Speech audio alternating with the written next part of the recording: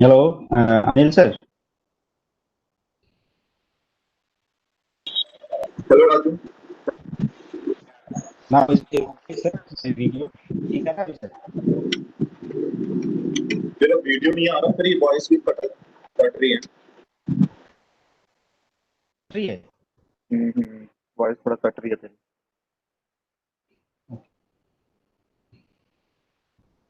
तेरा तो अभी वीडियो शो हो नहीं रहा है।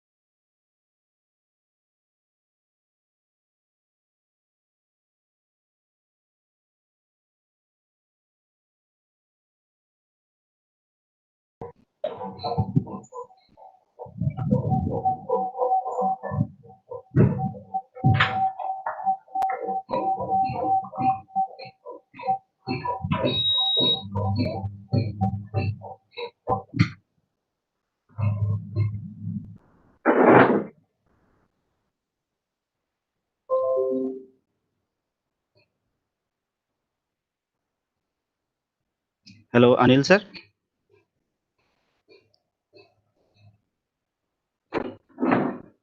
Hello, Anil sir.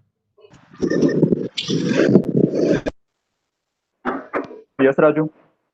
Is it okay now? Yeah, it's okay now. Okay, thank you, sir.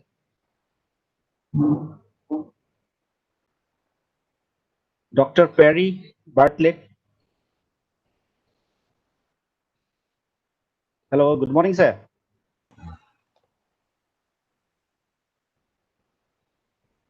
So kindly unmute yourself. You are muted.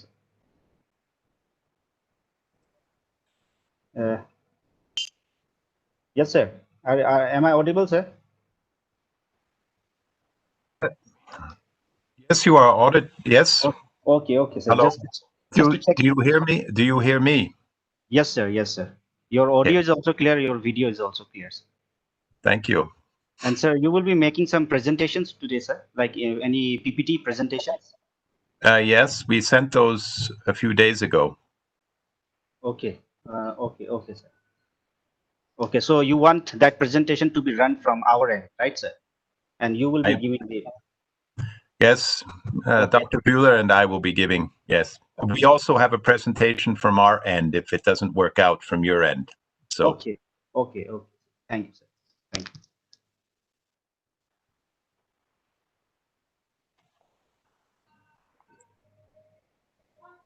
you. This is Divya here from STC office. Hello. Well, thank you for your organization. Thank you so much for very kindly agreeing to make this presentation. Yes, you know, my goal is to meet Dr. Kumar of SASE, who I've never met before. So I've met all of the I've met all of the directors of SASE, so I'm very interested in meeting the new director. And he and I, you know, we're both civil engineers. So we have a lot of experience in bridge building. I can see he's online. I don't know if he's... Naresh, sir, I think we are not able to hear you.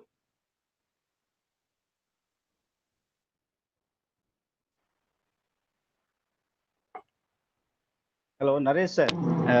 Are we audible, sir?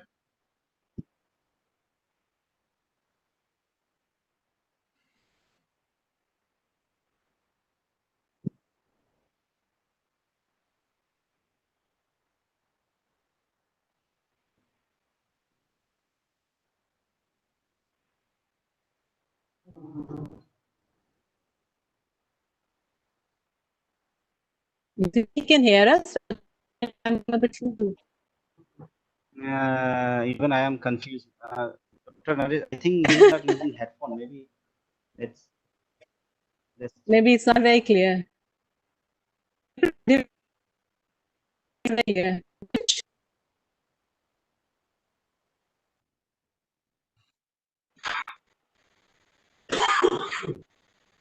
yeah, ma'am, to contact him via phone.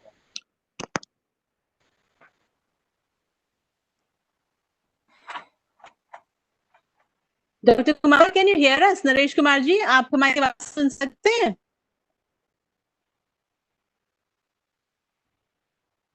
I don't think so. I don't think he can hear us.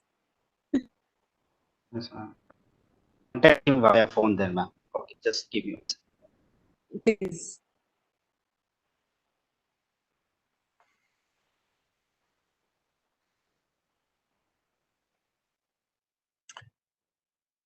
Divya?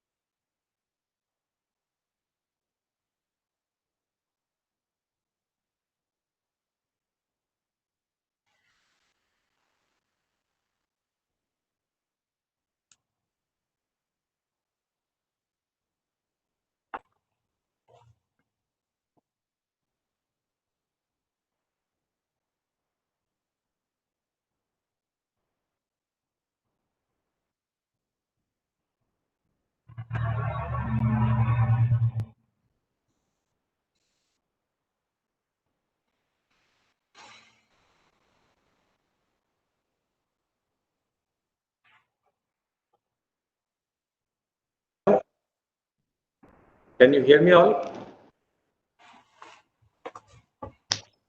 Good morning, sir. Yes, sir. We can hear you. Thank you. Thank you.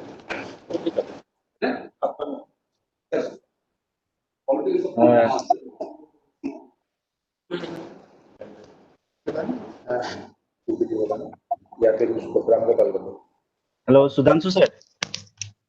Yes. Sir, you will be making presentation.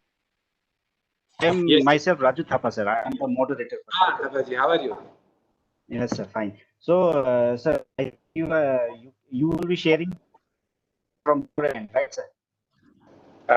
It will be shared in PPT or what? I have the PPT only. Yes, sir. Yes, sir. I have to share it, or I have to, you know, You can it is share in it. pen drive. You can share it from your end also. No issue, sir.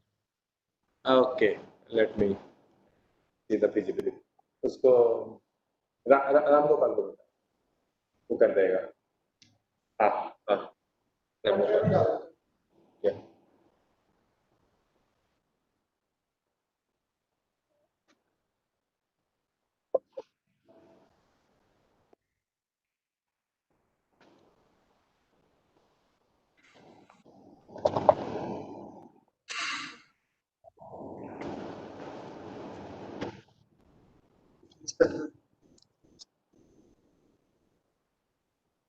अब ठीक है ना?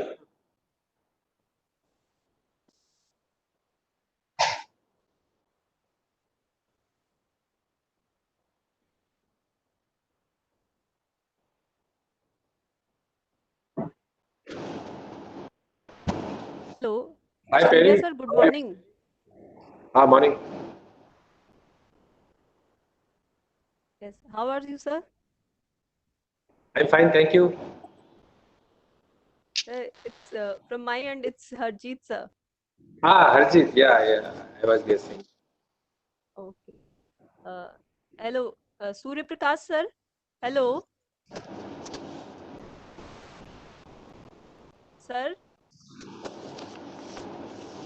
Professor Surya Prakash.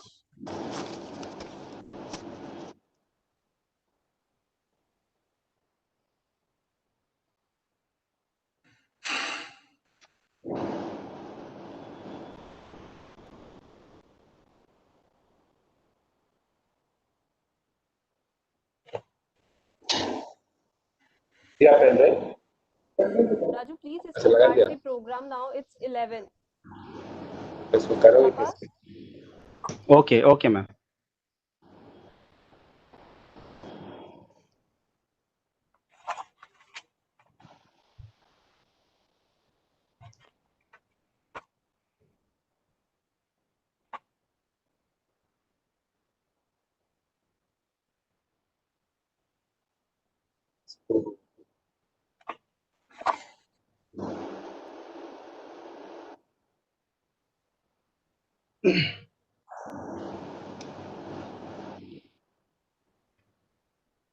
Namaskar and good morning. I, on behalf of National Institute of Disaster Management, welcome everyone on today's international webinar on Snow and Avalanche Risk Management, jointly organized by National Institute of Disaster Management, Ministry of Home Affairs, and Snow and Avalanche Study Establishment, Ministry of Defense, in collaboration with Swiss Academy Agency for Development and Cooperation. The number and severity of natural disaster is rising as the climate undergoes changes and as the world population continuously to increase. This trend is made worse by the populations clustering in vulnerable areas, by the degradation of the environment, and by the expansion of areas at risk due to climate change. The impact of global warming are felt especially in mountainous regions where the rise in temperature is above average, affecting both glaciarized landscape and water resource. The consequences of these changes are manifold and varied, from retreating glaciers to an increasing in the frequency and intensity of snow avalanches that can severely affect the socio-economic development and the destruction of traffic infrastructure and building. This international webinar is directed towards sensitizing and promoting exchange of information knowledge, experience, expertise, and innovations on snow and avalanche risk management for effective collaborative action, implementing the Prime Minister 10-point agenda and Sendai framework for disaster risk reduction for reducing the risk and enhancing the resilience among all the stakeholders. To enlighten us in more detail in this topic today's webinar, that is snow and avalanches risk management, we have with us our chief guest, Lieutenant General Syed Atta Hasnan. Is member National Disaster Management Authority. Is the recipient of Param Visesh Seva Medal, Uttam Youth Seva Medal, Ati Visesh Seva Medal, Sena Medal, and Visesh Seva Medal Bar.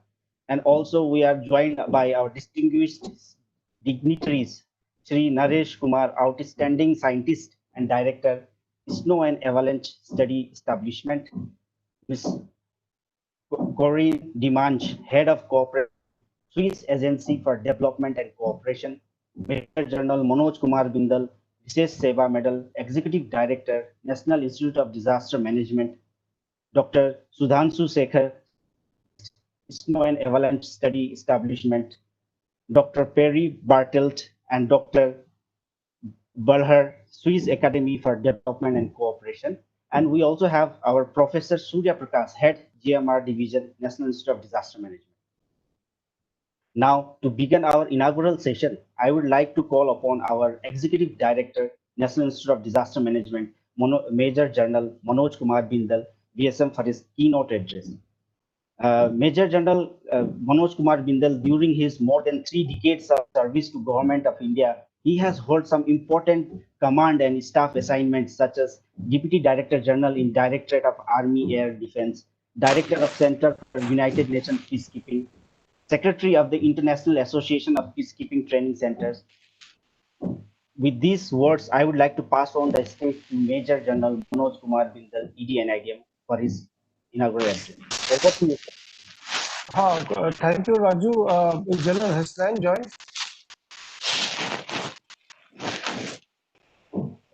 I think not yet, sir.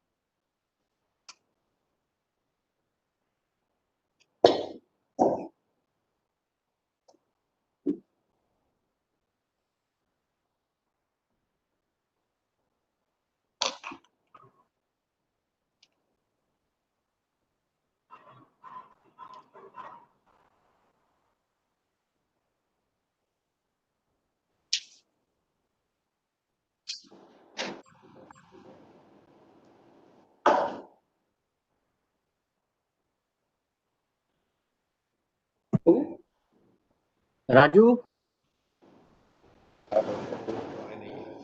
Yes, sir. Am I audible?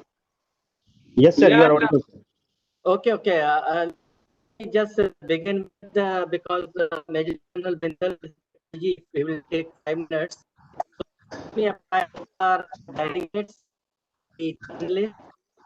that we have started a series of webinars with the different nodal agencies at the National India with respect to different types of disasters. We started with the health hazards. We are now joined with Lieutenant General Hassan sir also. I welcome him on behalf of organizing team and NIDM.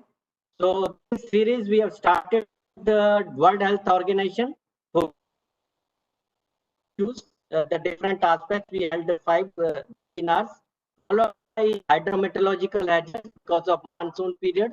We had webinars on cyclones, cloud floods, storm surges, lightning, and extreme weather events, including climate change, followed by landslides, earthquake, then snow to the tsunami risk reduction. With these words, I would request the ED and NIDM to kindly give the inaugural address during this webinar. I request ED and General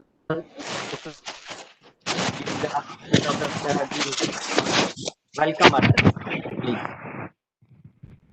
So, Dr. Surya Prakash, first of all, heartiest welcome to all the participants who have joined. And right now it is already touching 600. And a very warm welcome to all the panelists. And a special welcome to Lieutenant General Ata Hasnan, member NDMA, for joining, gracing this particular webinar and showing the commitment of the government towards this important issue.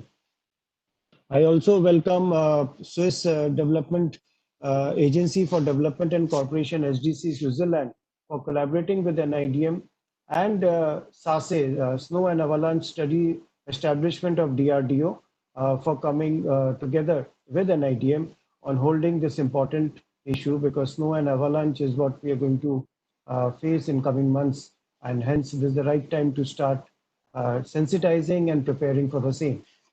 With this, I will just talk about the subject a little bit, because we are aware that we have had to face the impact of natural hazards from time immemorial.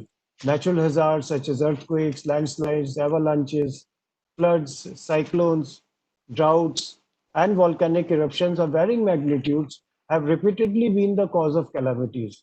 According to some statistics, natural hazards are believed to account for up to 4% of the total annual deaths worldwide, besides causing enormous economic losses and uprooting of habitation.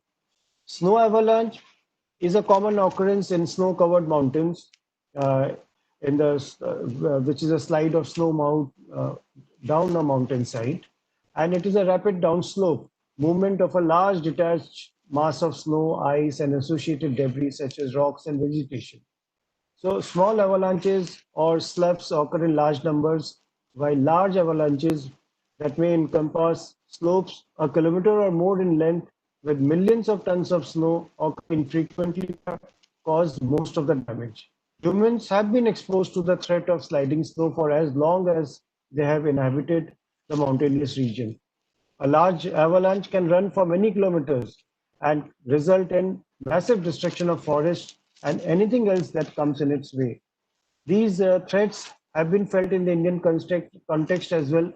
Most recently, snowfall of up to 2 meters occurred at many places on high reaches of Pir Panjal range between 16 to 20 February 2005, where we had resulting in large number of deaths, good about 300 deaths.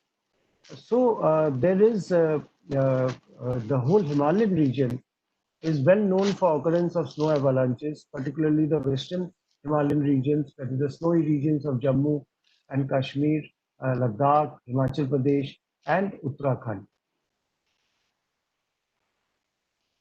No doubt that these hazards, they deserve much better attention in terms of multi-hazard mapping, research, scientific investigations, and effective mitigation and management practices. So the objective with regard to snow avalanches should be to generate awareness of the various aspects of the landslide hazard in India and to suggest suitable action to reduce both the risks and costs associated with this hazard. Accordingly, the aim should be to envision an improved administrative response which brings together the relevant scientific, engineering, construction, planning, and policy capabilities of the nation to eliminate losses from snow avalanches and other ground failure hazards.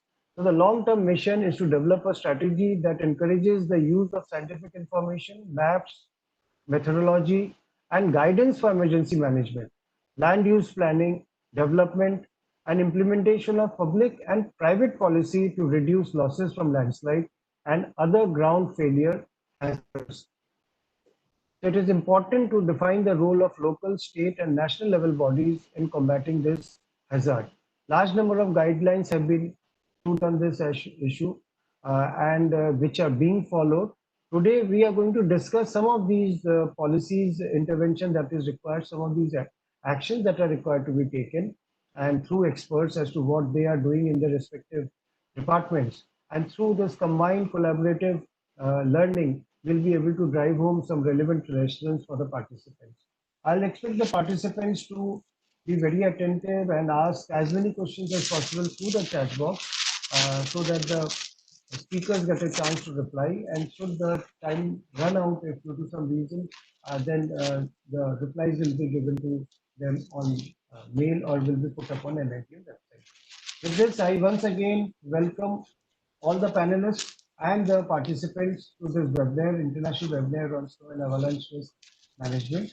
And thank you so much. Over to you, Dr. Raju Thapa.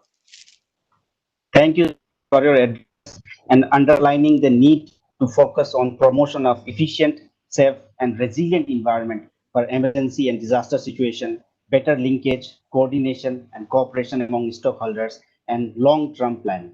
Now, for opening remarks, I would like to pass on the platform to Shri Naresh Kumar, outstanding scientist and director, Snow and Avalanche Studies Establishment, DRDO.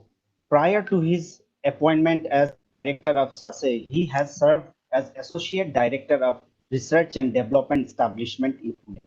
He has awarded prestigious DRDO Scientist of the Year award in 2014 for outstanding contribution in design and development of military bridge system.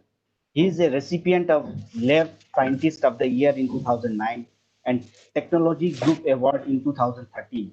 He also received Corps of Engineering Award by Institution of Engineers in 1993 for his paper on planning, design, and control of avalanches for the protection of Sri Badrinath Sri. Over to you, sir.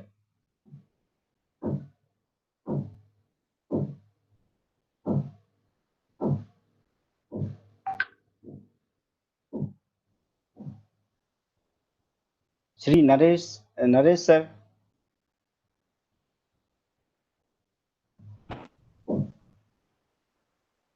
You are not audible, sir.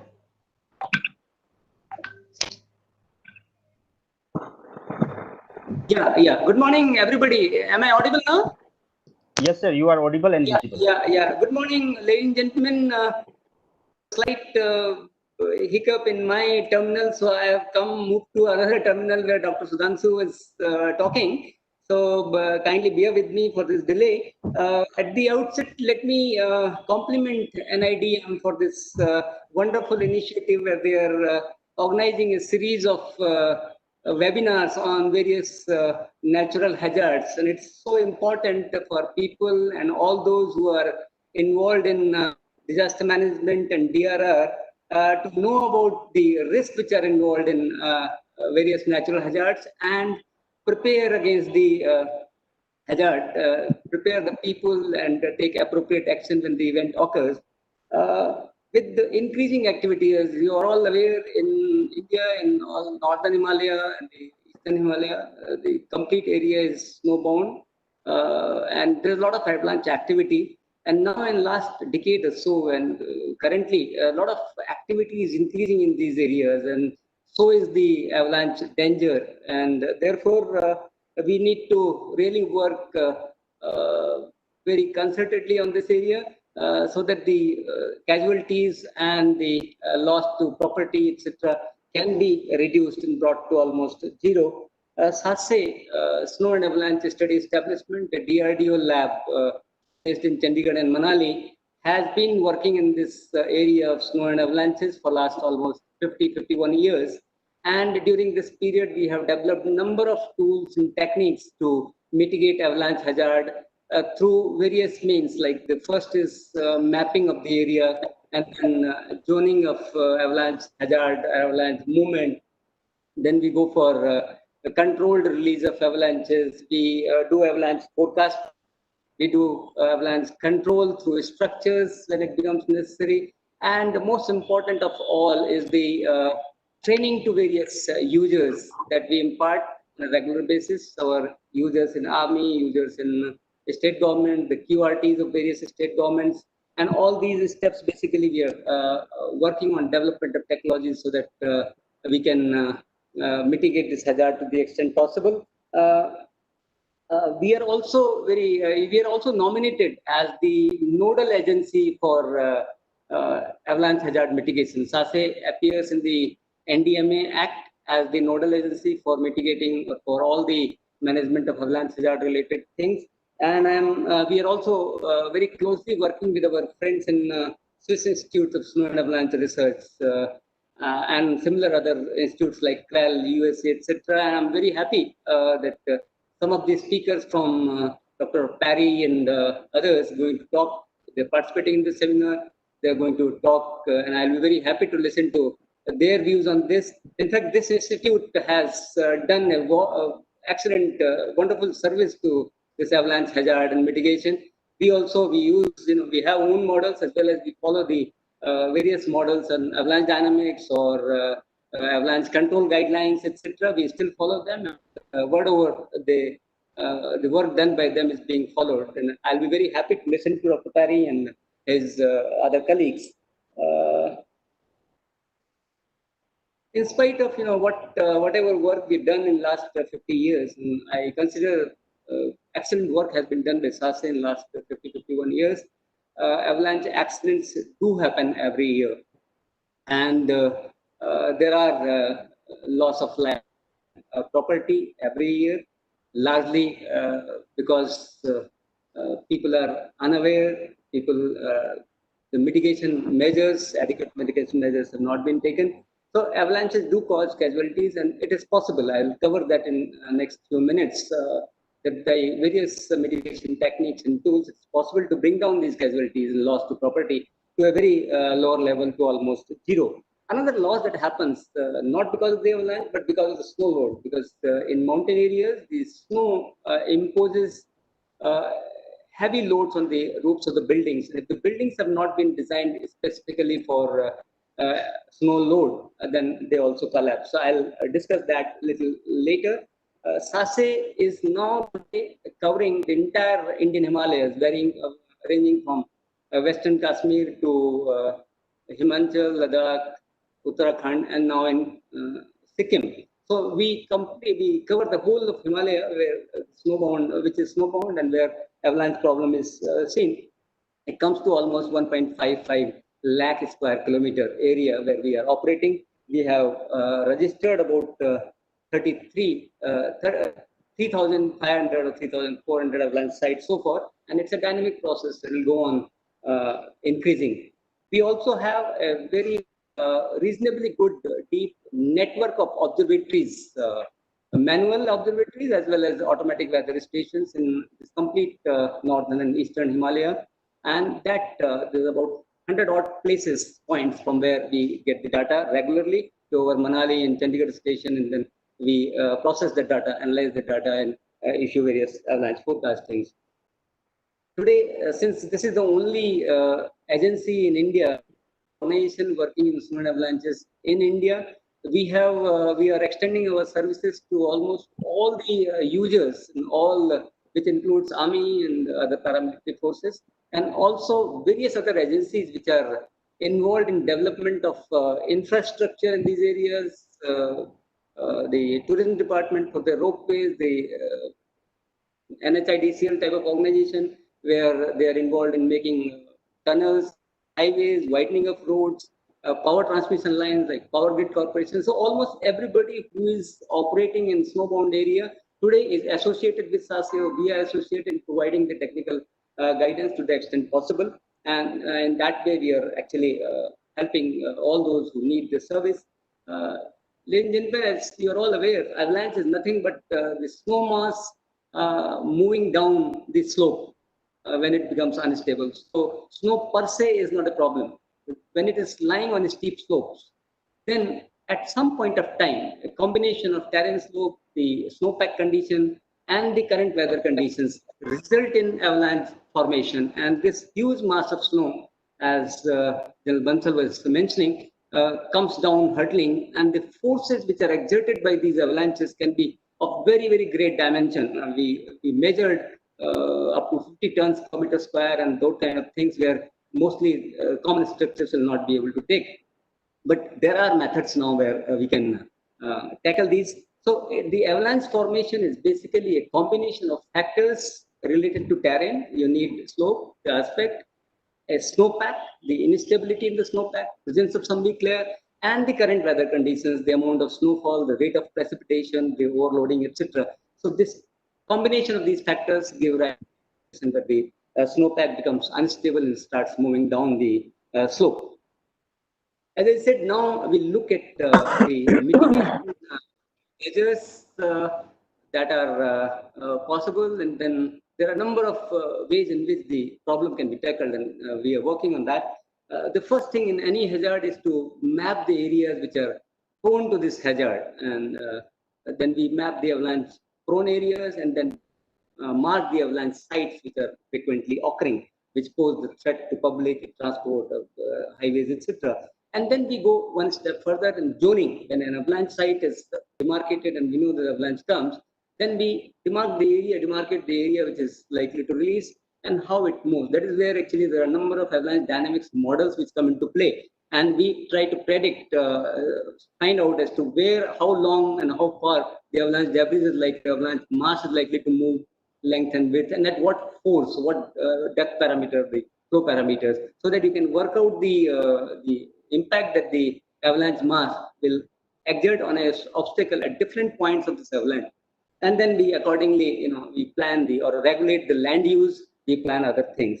The next thing that we do is the passive method, that is avalanche forecasting. This is one of the most important parameters, most important vertical that we have here, forecasting the avalanches for different areas.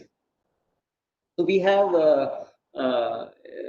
actually mapped and developed certain avalanche forecasting models, which are actually, there are 3-4 different distinct, which vary actually for area to area depending upon the terrain conditions, the weather conditions.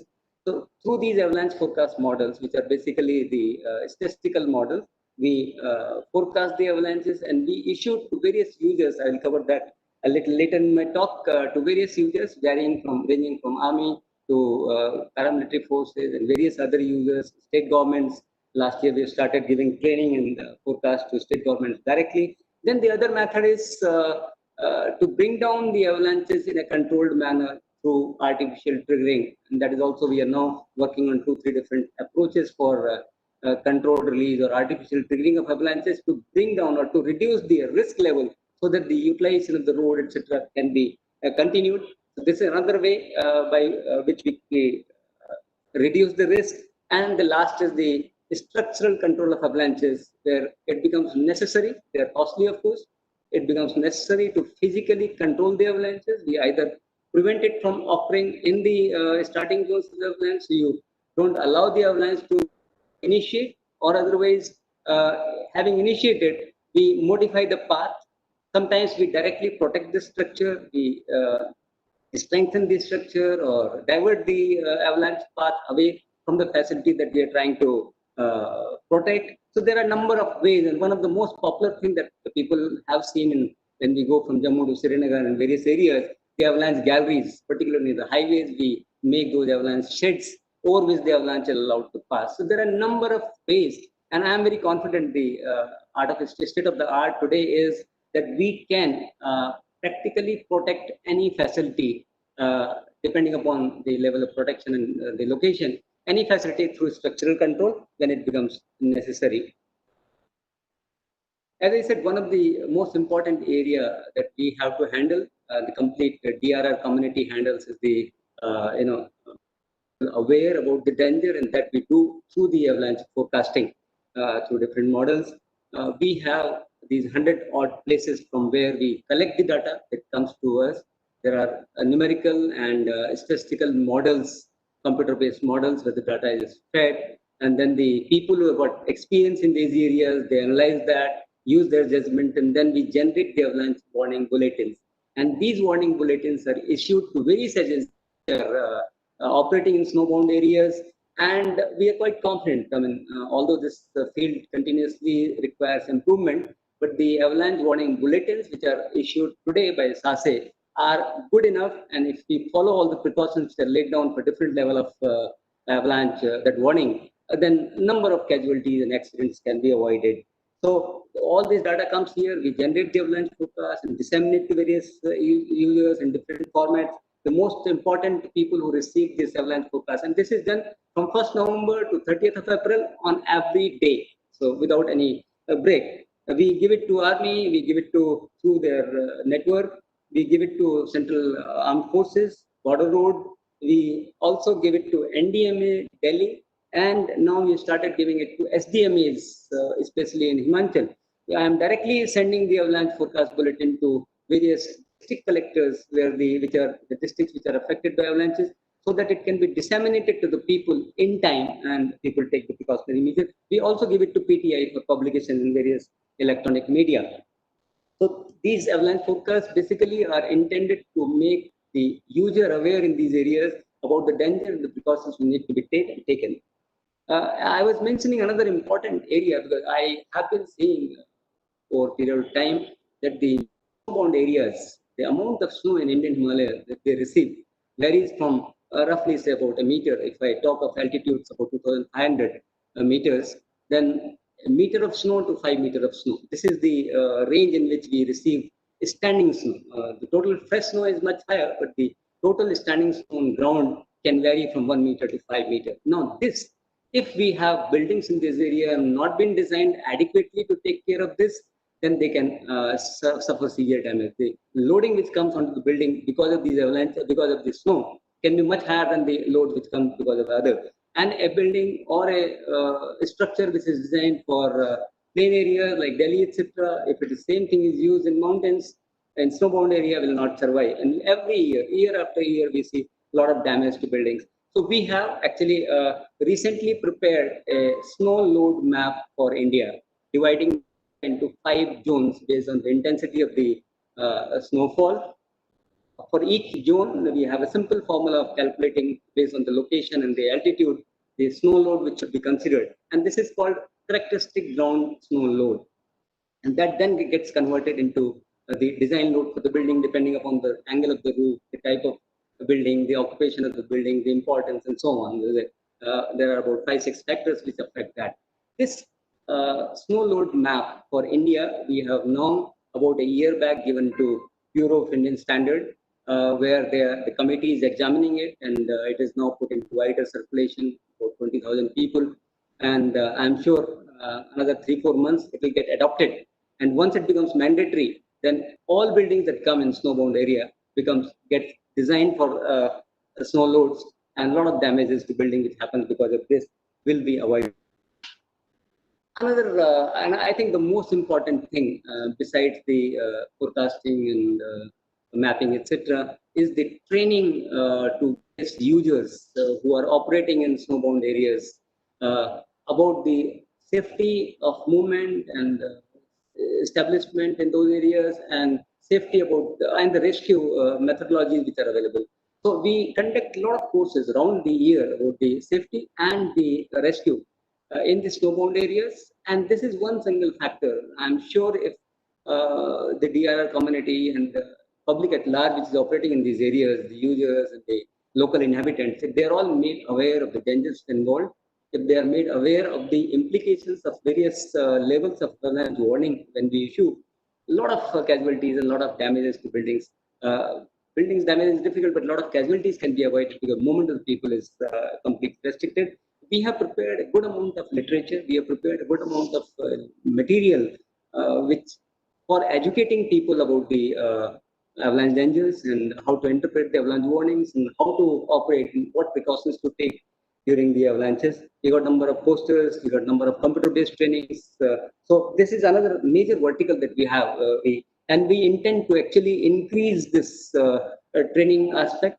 DRDO as a whole has got the philosophy now of extending the services, extending the benefits of our technology to the civil sector, and that's how we are now directly passing on the avalanche warning bulletins to all the civil areas for which which are affected, directly to our districts, so that it is disseminated to the public. All these 4 states, J&K, Ladakh, Himachal, Uttarakhand, and Sikkim. For all these places, they are warning now. We are trying to extend. Presently, we are doing it for Himachal. For other states also, we directly give it to the affected districts so that that can be. This is, ladies and gentlemen, this is what I feel that although avalanches constitute a major natural hazard, I'm very sure that this can be the casualties, etc. The damage can be brought down. The risk can be minimized if we, take adequate precautions during the avalanche warnings and adopt adequate and proper protective and preventive measures. Then we can definitely bring down this to almost zero, and that's my confidence. The direction in which SASE here is working. Thank you very much, gentlemen. We will have the question answer. If there is any question, I would like to answer that. Thank you, sir. Thank you.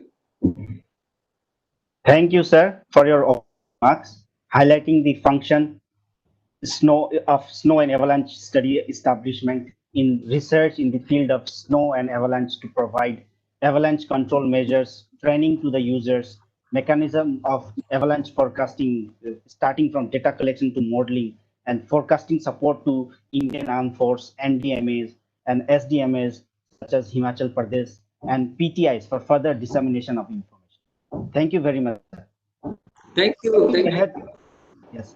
Moving ahead now for our special address, we have with us Demand, Head of Agent.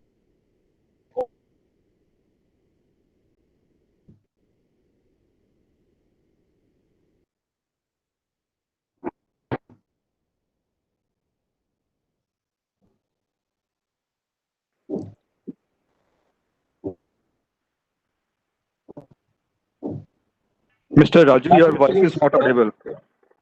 Yeah, please turn off your video, then speak. Okay.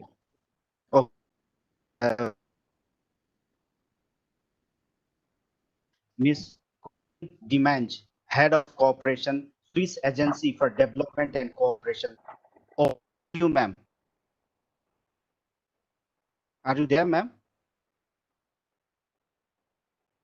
I think she is not connected with us right now. She is not there. I will request No, Divya, ma'am. Divya, yes, ma'am. Yes, sir. I'll request Divya to kindly say a few words in her place.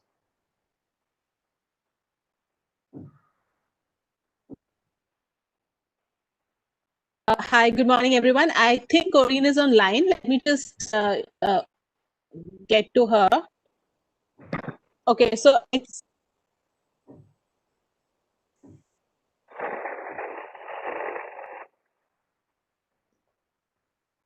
Yeah, video scene actually.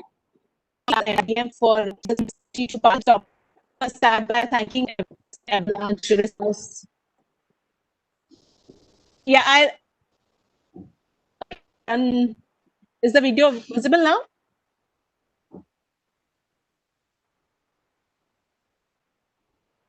It's visible, but not clear really. Connection issues. I'm Yeah, it working is from visible. home. So Yeah, some I think bandwidth Alright. issue. Yeah. Yeah, even voice is not coming continuously. It's broken. from home. So is it okay if I switch off the video then? Can you hear me now? Is this better? Yes, ma'am. Kindly turn off your video so that your audio will be more clearer. I've just switched it off. So is it better? Can you hear me better now? Yes, ma'am. Yes, ma'am. It is better, ma'am. So It is my honor to address you on behalf of Mrs. Demange, who was supposed to, head of corporations, SDC, who was supposed to join us, who is actually online and can hear all the discussions today on to this international webinar, and share with you some of the insights from the Swiss experience in the domain of glacial risk management. All aware, being a mountain country, Switzerland, both in terms of natural endowments as well as disaster risk resilience to protect the local communities. For both India and Switzerland, glacial hazards such as ice avalanches, bluffs, debris flow have caused severe damage in many populated mountain regions. And this development is becoming more and more worrisome, especially in view of the rapid global warming and related changes in the sensitive mountain cryospheres. In fact, in Switzerland, over the past 20 years, there has been on an average 100 reported avalanches a year where people are involved. The Indian Himalayan region is also not an exception to this trend. And under SDC supported one of the projects, Indo-Swiss joint project called IHCAP, or Indian Himalayan Climate Adaptation Project. Experts from University of Geneva had actually compared tree rings of trees in Kullu district of Himachal Pradesh with climate data as far back as 1855, and found that the number of avalanches in that particular district of Himachal Pradesh had increased from 1 per decade to almost 1 every year. And this trend also found a close association with the rising temperature, which have perhaps from anywhere points from Himalayas. Of course, these hazards of glaciers, which occur across the world in the mountain regions, are a threat to life, livelihoods, and sustainable development. And the management of these risks, as Mr. Dr. is a complex. And very importantly, communication as well as prevention and mitigation. In Switzerland, which has a comparatively long tradition of dealing with glacial hazards, research has focused on assessing these hazards and related risks, including risk evaluation approaches involving local stakeholders. In fact, since 1951, which was one of the deadliest avalanche winters in Switzerland, organized avalanche monitoring and mitigation has improved dramatically. This has led to the creation of Avalanche Bulletin mitigation projects. And Dr. From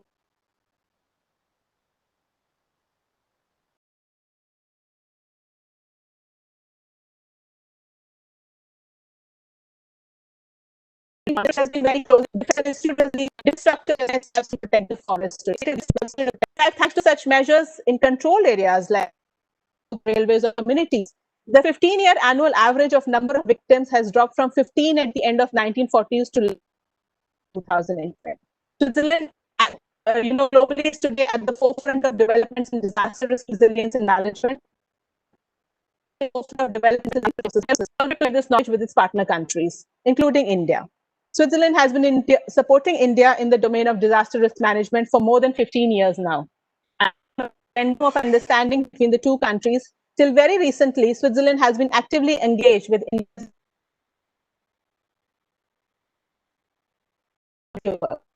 The partnership between these two countries was further strengthened through SDC-supported projects focusing on strengthening climate change adaptation in the Himalayan ecosystem. Switzerland has brought on board, its global international NIDM, and we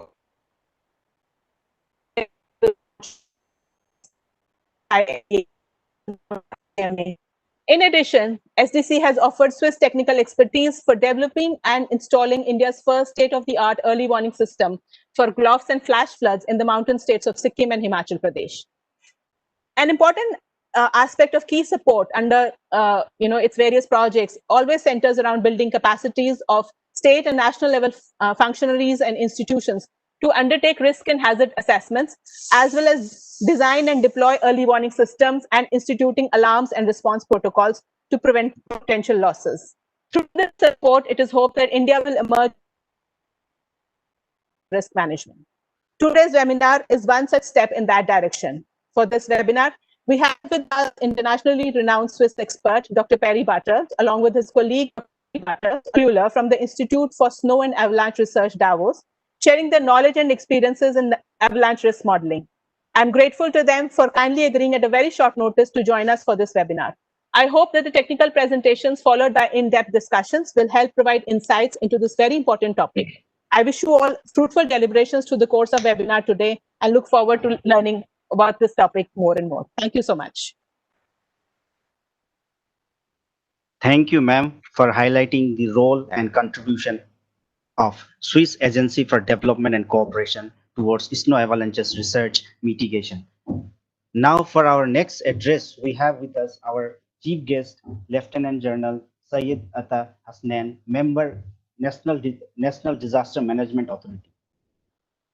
Through most of his 40 years illustrious career, Lieutenant General Syed Atta Hasnain has served in turbulent environment and hotspot, from Sri Lanka to Siachen Glacier, from the northeast to Jammu and Kashmir, and in the UN operation from Mozambique to Rawada. He has seen it all in crucial appointments. He is also a senior fellow with Delhi Policy Group and visiting fellow with Vivekanand International Foundation, two of the Delhi's leading think tanks on strategic affairs.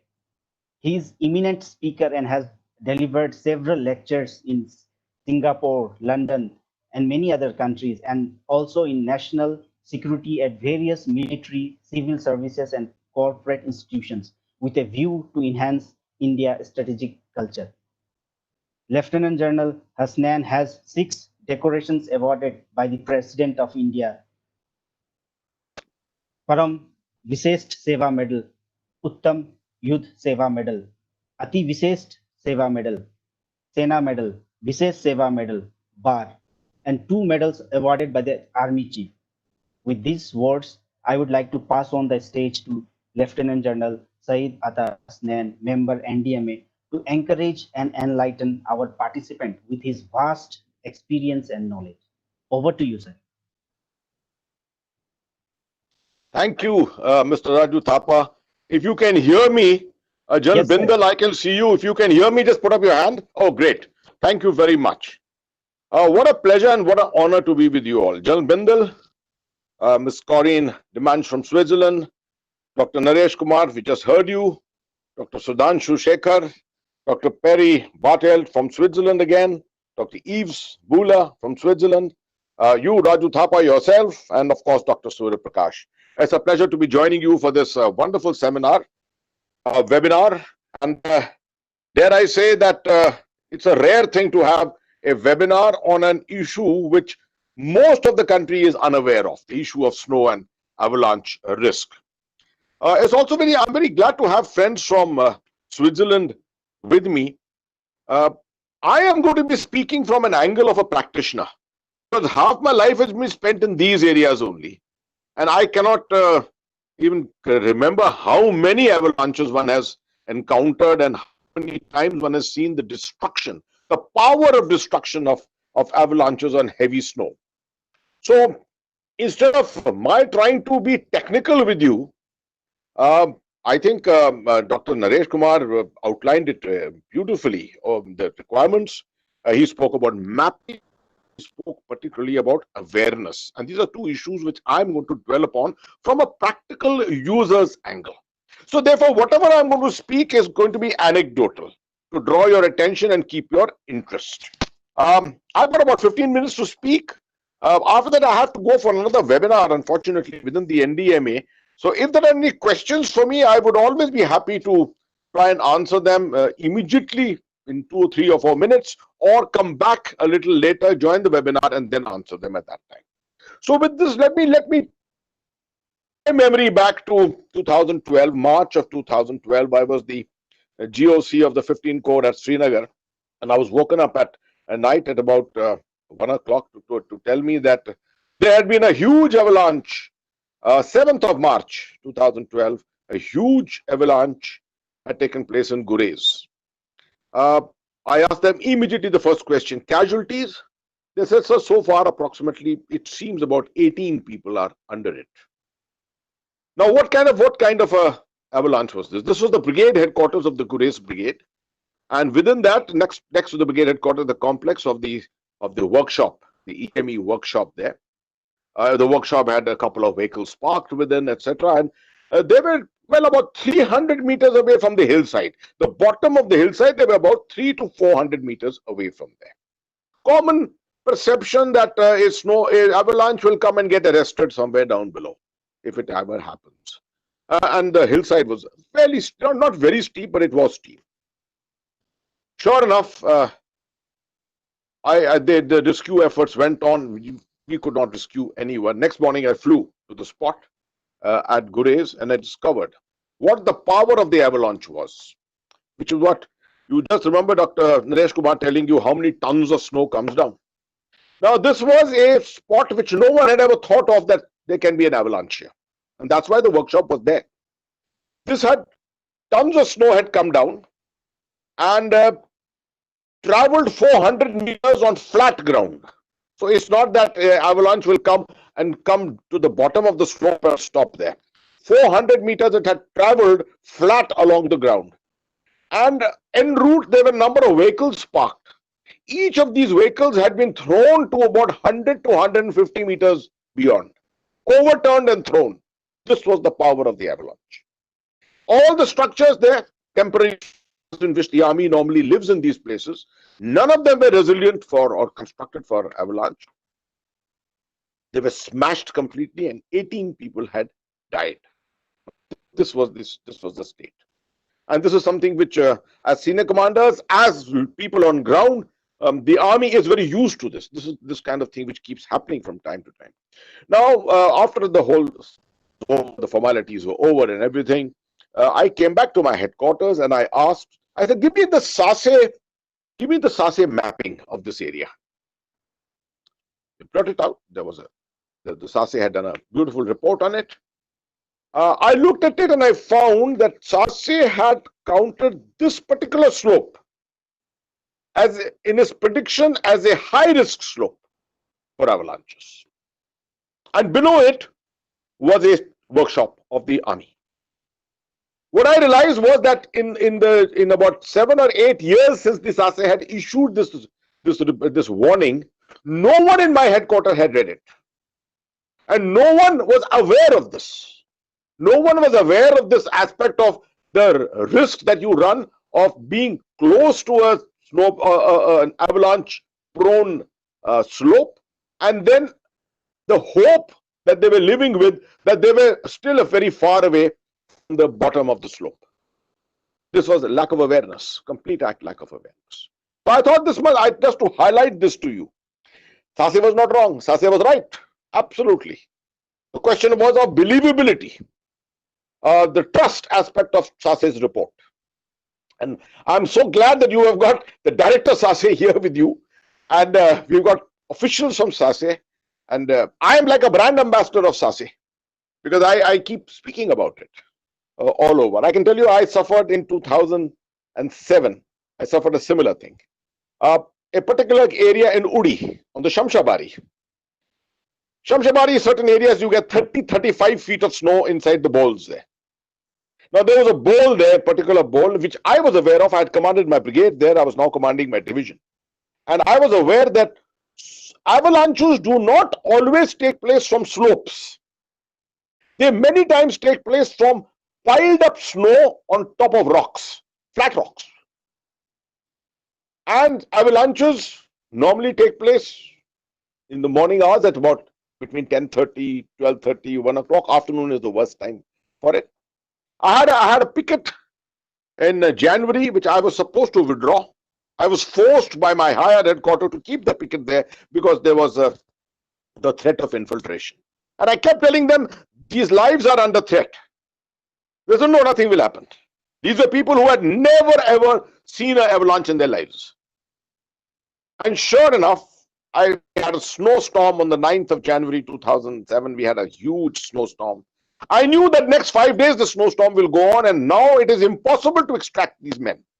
You cannot extract people when the snowstorm is on. That is like committing suicide. So the snowstorm subsided, but there was a huge pileup of snow. And to pull them out from there to the mother base was a distance of just about 2 kilometers. But 2 kilometers in the mountains in this area is like walking for 2 days. in that kind of snow levels. I warned my people not to move. I said, just stay there. Let the snow stabilize. But human beings under stress can take amazing decisions. And they decided to take a risk. And they started moving. They started moving back. So the troops at the mother base sent a few civilian porters to try and help extract them from there. And en route, exactly what I'm telling you, not anywhere near a slope, but from a huge pile up of snow on rocks, the snow came down. Why? They were attempting to come from there, extract themselves to the mother base at 12:30 in the day. Sacrilege. You don't move in avalanche prone areas. You don't move in the mountains beyond 8:30, 9 o'clock in the morning. This is what we always do in Siachen. I've commanded my unit in Siachen. I can tell you this with abundance of confidence.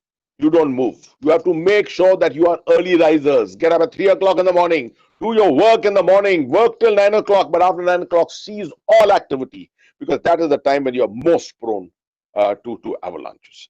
So this kind of a thing is all you're always prone to this kind of risk. Now let me tell you, when Dr. Naresh Kumar tells you about awareness, let me tell you how a SASE warning sent out to the environment needs to be treated and how it is treated. Many times I observed that SASE warnings in my earlier years. I noticed that as a brigade commander, I was getting a warning given by SASE, avalanche warning given by SASE. I was getting it 3 days later in the mail, surfaced mail, coming to me, received by my headquarters staff, put up to me next morning with a remark, first sight dark. You know, it was something of the sacrilege again, as I say. The lack of understanding of what is the urgency to inform people about avalanche warnings. So when I reached a position of authority, I said, never again will this happen in my command. A SASE warning which comes to me at 6 o'clock in the evening, my entire corps, every single man to the last, will know about this warning by 8 o'clock.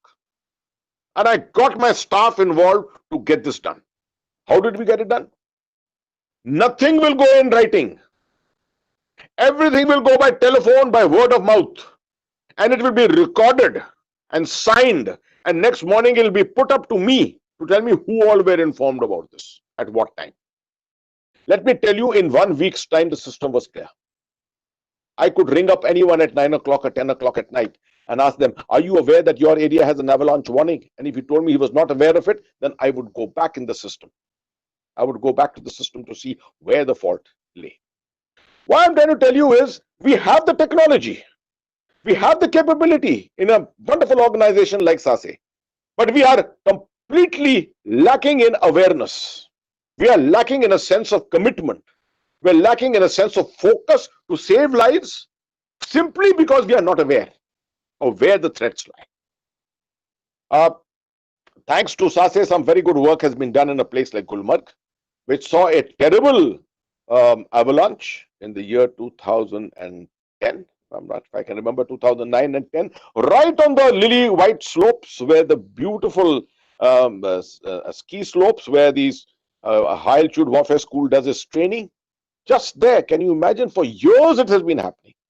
Ski slopes are there, and for years we've been doing it, but you had a unpredicted high quantity of snow which have accumulated there, and it came down. All of it came down together. Later, SASE has gone there, and with their advice, a lot of avalanche arresters have been constructed there, and they have worked. They have worked wonderfully. So the technology of avalanche arresters is very much a very effective technology which diverts the flow of the avalanche, the snow which is coming down. It diverts it from the target area, from the potential area where it can come and accumulate. So if you've got a habitation at the bottom of a hill somewhere, and you want to divert the snows, then obviously avalanche arresters can be very, very effective. Markers, avalanche markers based upon mapping to warn people not to move in them. And as I said earlier, timings is one of the very, very important aspects.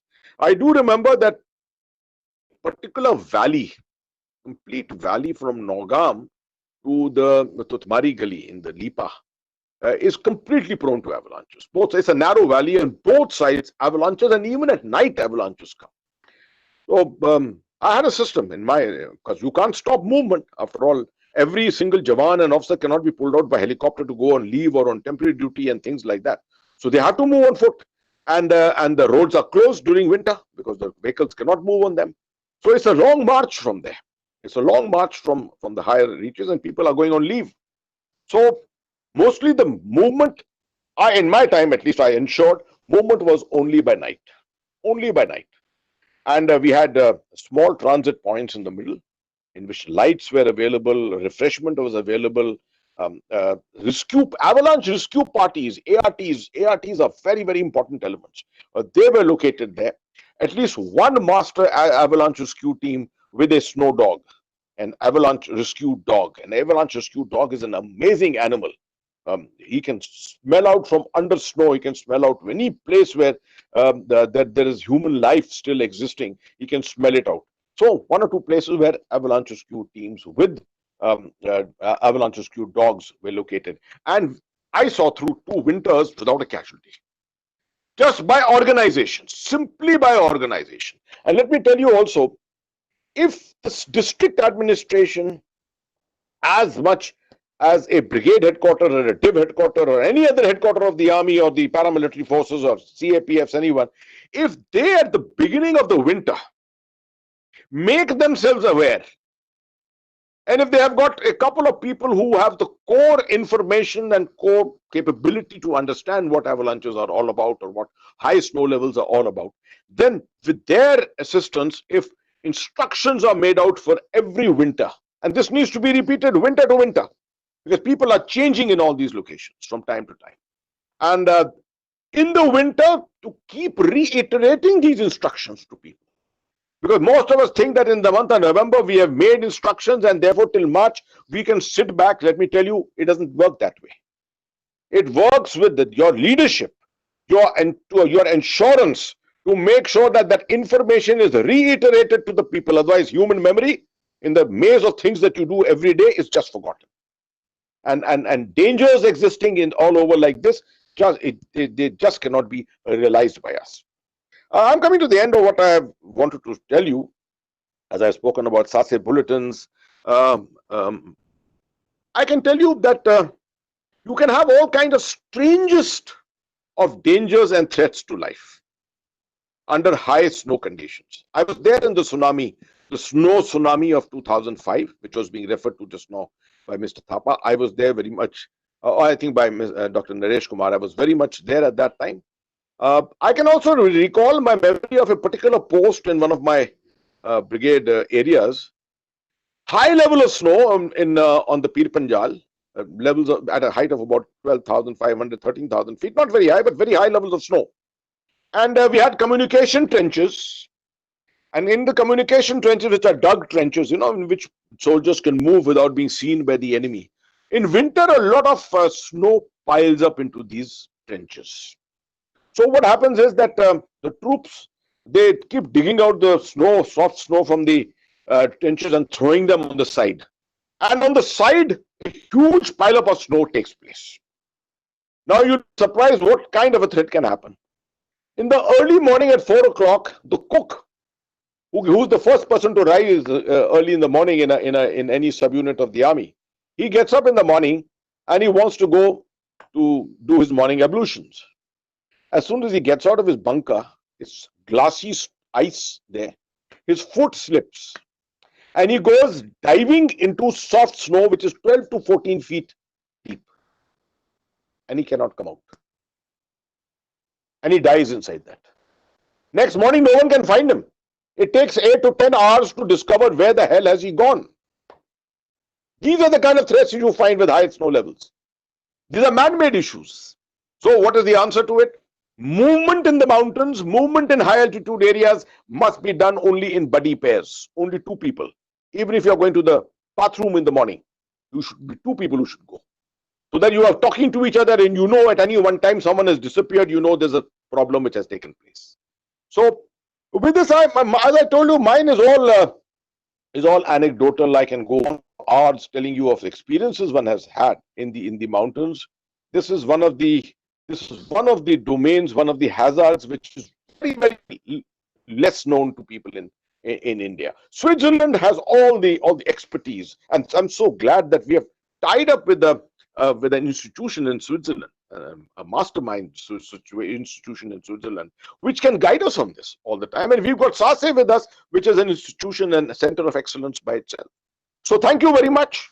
I'm glad that I had a chance to be with you all for a short while. If there are any questions, I can take maybe one or two questions now, and later I can come back to subsequently. Thank you very much. All the best. Thank you, sir, for thought-provoking words and sharing your vast experience, information, knowledge, expertise with our participants. So we have one question from our participant, Dipankar Paul. Sir, should I? Yeah, read it out to me.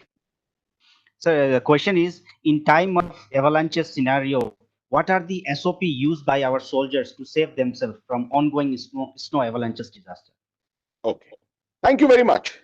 I think even Director Sase could tell you that in very technical terms. But let me tell you the SOPs that we normally have for this. The moment, if you're moving already, and you have encountered an avalanche, first of all, let me tell you, in most cases of avalanche, the early warning of avalanche is a huge blast. If it's a big avalanche, it's a huge blast which takes place on the mountaintop. When snow, parts, and then it starts hurtling down. You have about 30 seconds, 40 seconds, 45 seconds, maybe to a minute, depends upon the level from where the snow is coming down. Now, you cannot outrun an avalanche, let me tell you that. An avalanche is much faster than you. It is faster than the Olympic champion in 100, let me tell you, right? So don't think that you can go in the opposite direction and get away from an avalanche, unless you are very, very far away, right? So, can you hear me? I hope I'm finding some problem. Yes, sir, you are audible, sir. Okay. We can hear you, sir. Right. So what I'm trying to tell you is, in most cases, it is recommended you run towards the avalanche. Now, this is a very difficult thing to get into the mind, that if you run towards the avalanche, the greater chances are that the avalanche will pass over you. The avalanche will go over you and pass away, and you will be running against it. You will be able to emerge out of it. If the avalanche engulfs you, the first drill is you start swimming. You start swimming. You must beat your hands in a forward direction. You must beat your hands. Why should you do this? Simply, the reason why you should do it is you must create an air pocket around your face, so that when this avalanche stops, at that time your face is not engulfed by the mass of snow. Otherwise, you can't breathe. Therefore, if you have created an airspace around you, a large enough airspace, you still have oxygen available, air available with you, you can last out 2 hours. And in those 2 hours, if an avalanche rescue team comes there, and an avalanche rescue dog comes there particularly, he'll be able to discover you. And you will find that someone will dig you out and get you out. They also say that you must keep, as far as possible, you must keep one of your arms at a higher level above your head when you are waiting for the avalanche to pass over you. Because once that happens, at least your arm is right on top and you're pulling you out from the avalanche becomes a little easier. So there are many such SOPs. One of the most important things, of course, is that once you have made that air pocket, remove all the snow which is around your nose and your mouth. Because you must ensure that you don't start freezing. Your nose and the extremities start freezing. That must not happen. You must breathe immediately with it. So the chance, and I've seen many people survive, let me tell you. In Siachen, we have had a number of places where people have survived. We've had a bad avalanche in 2016, when you remember Hanumanthappa of 19 Madras survived, but unfortunately died in the RR hospital. 10 of those Jawans had died, all buried under 35 feet of ice which came down on them. Now, that kind of an avalanche, there is very little that you can do. Although, to their credit, the army flew up to a post where there are 10 men. They flew 320 sorties with equipment, helicopters with equipment, snow cutters, ice cutters, and every possible thing to try and rescue those people. All 10 boys were taken out from below the avalanche, but unfortunately, none of them lived to tell us the tale. So one can go on this. There are many such drills, and this is what I was trying to tell you, that we need to make communities aware of this. Communities by themselves in high altitude areas are generally aware of most things, but bringing to them scientific research of the SASE is a responsibility of the local government, which means the district officials, etc., must be in touch with the expertise of SASE. And that is what will ultimately act as the life-saving efforts which will go on there. Thank you very much. Thank you very much, sir. Thank you very much, sir. And I, on behalf of all the dignitaries and participants, I would like to thank you, sir, for sparing your so precious time and sharing your experience with us. Now, I would like to call upon Dr. Harjeet Kaur, young professional, NIDM, to present vote of thanks to all our dignitaries of the webinar. Over to you, ma'am.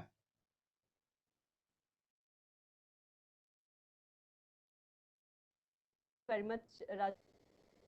It's my privilege to have been asked to propose vote of thanks on this occasion. I wish to express my sincere gratitude to our chief guest, Lieutenant General Syed Atta Hasnain, member NDMA, for sparing his precious time from his busy schedule for providing encouragement and support to all. Naresh Kumar, outstanding scientist and director, Snow and Avalanche Study Establishment, DRDO, for his presence and also for his enormous cooperation and support in organizing of this webinar series. I also extend my thanks to Ms. Corinne Demenge, Head of Cooperation, Swiss Agency for Development and Cooperation, for accepting our request to organize international webinar.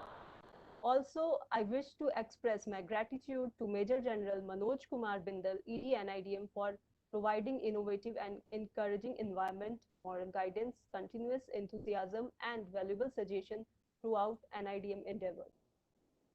I must mention our deep sense of appreciation for Dr. Sudhanshu Shekhar, scientist from SASE, DRDO, Dr. Perry Barlett, and Dr. E. Buller from Swiss Agency for Development and Cooperation, and Professor Surya Prakash, Head GMR Division, NIDM, for their presence to enlighten our participants with their vast knowledge and experience. I hope this international webinar will be fruitful one, and all the participants will have some takeaways point from this program. Thank you very much. Now over to you, Mr. Raju Thapa. Thank you, Dr. Harjeet Kaur. With that, we have come to the end of our inaugural session, and we will start our technical session. At the onset of technical session, I would welcome all our distinguished speaker participant who has joined us via Cisco WebEx platform and several others who are watching us via YouTube. Your active participation is important in this session, and you can enter your questions and queries in the question answer session box. And we will have your question answered session at the end of the webinar after all the presentation from the distinguished speaker are over. And minimum 60% attendance in Cisco WebEx platform is mandatory to be eligible for participation certificate. So for our first presentation, we have Dr. Sudhanshu Shekhar, scientist, SASE, DRDO. He joined the SASE in August 2016 and has significantly contributed toward operational mountain weather and avalanche forecast for the snowboard area of Union Territory of Jammu and Kashmir and UT of Ladakh, Himachal Pradesh and Uttarakhand. He has executed several DRDO projects, prestigious project Parvat Center with the coordination of Army, Indian Tibetan Borders Police, IMD, and National Center for Medium Range Weather Forecasting. He has also published 40 scientific papers in various national and international journals to his credit. He has also received various prestigious awards, including the Dr.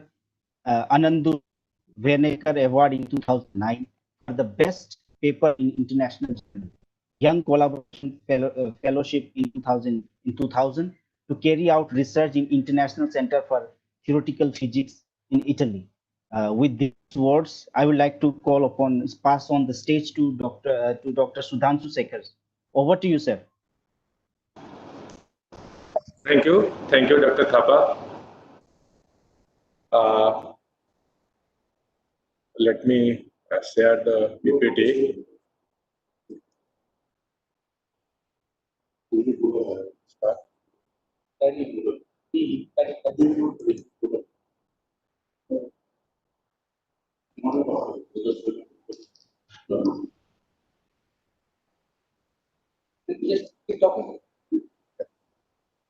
So, by the time this PPT is being uploaded, at the outset, let me thanks National Disaster Management Authority to give me the opportunity to speak live in front of this Augustus gathering.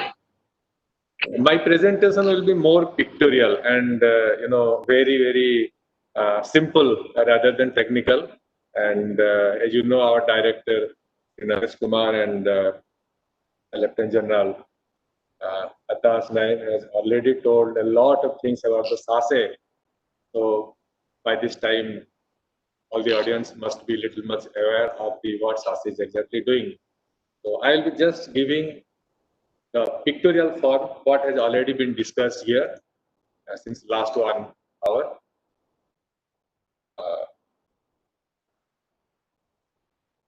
Is that ready? Am I audible? Yes, sir, you are audible, but we can only see your screen, sir.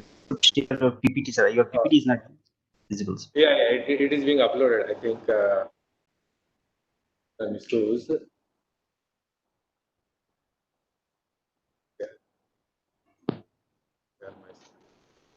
Share file. Share file.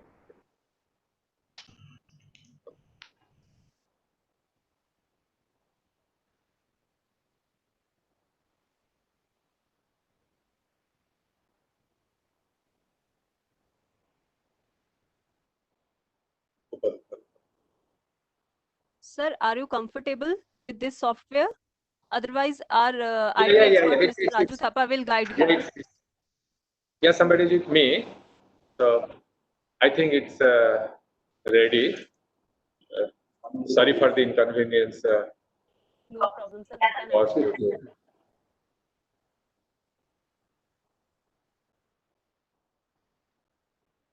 Yeah, it is being uploaded now. So since most of the things has already been covered, so I will not take much of the time. In fact, I will be showing beautiful pictures in the form of pictorial. And is it? Yes, sir. Yes, sir. It is visible now. Fine. So let's start.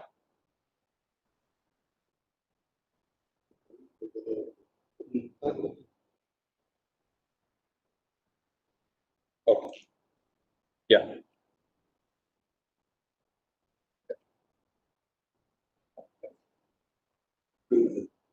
Yeah. Sorry again. So let us start. As you know, that the Himalaya, it attracts people all over the world, and to unfold its mystery from time to time, and it continues to be a center for attraction for the pilgrims and adventurers. During winter, from November to April, many parts of Indian Himalayas is affected due to severe weather conditions, synaptic features known as western disturbances, which gives a lot of snow. And due to this copious amount of snow, the Indian part of Himalayas is affected by the avalanches. Now, the heavy snowfall and gale winds that is associated with these western disturbances causes snow avalanches and road blockages in the snowbound areas of many parts of Indian Himalayas.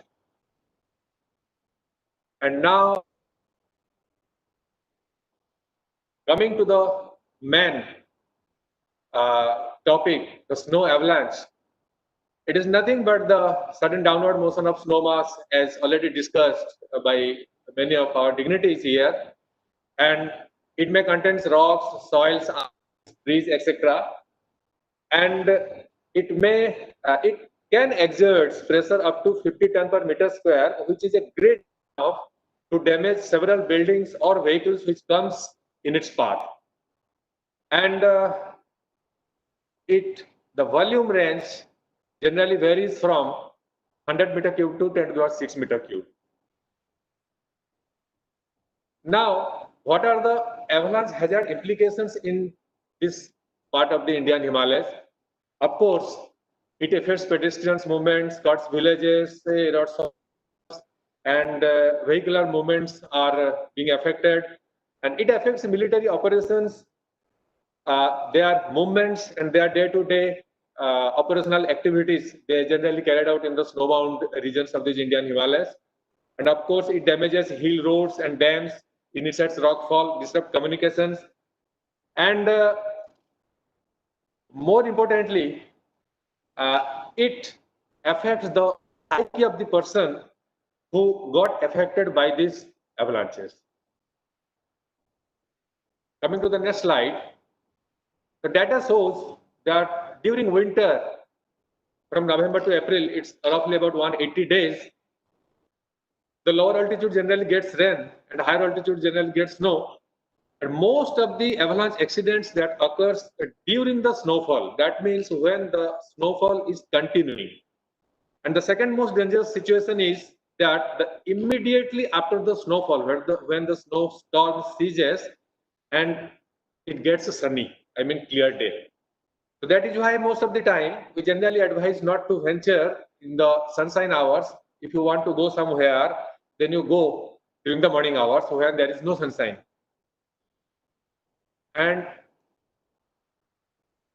this is some of the severe avalanche hazard in the avalanche prone areas. Every year, a lot of avalanche incidents and casualties of army, paramilitary forces and civilians takes place in Indian Himalayas, thereby causing a lot of lives and property.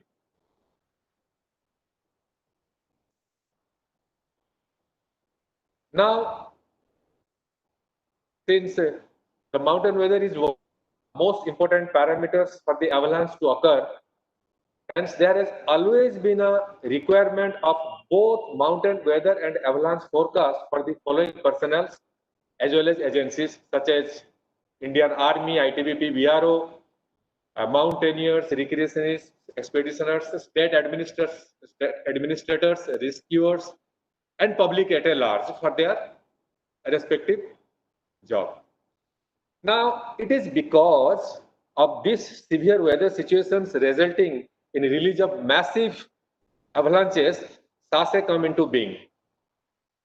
Realizing the importance of keeping snowbound roads open for longer duration in the snowbound regions of Indian Himalayas and to safeguard people and their property for the menace of this avalanche, SASE makes a beginning in the year 1999 at Manali at one of the laboratory of Defense Research and Development Organizations, as already told by our director.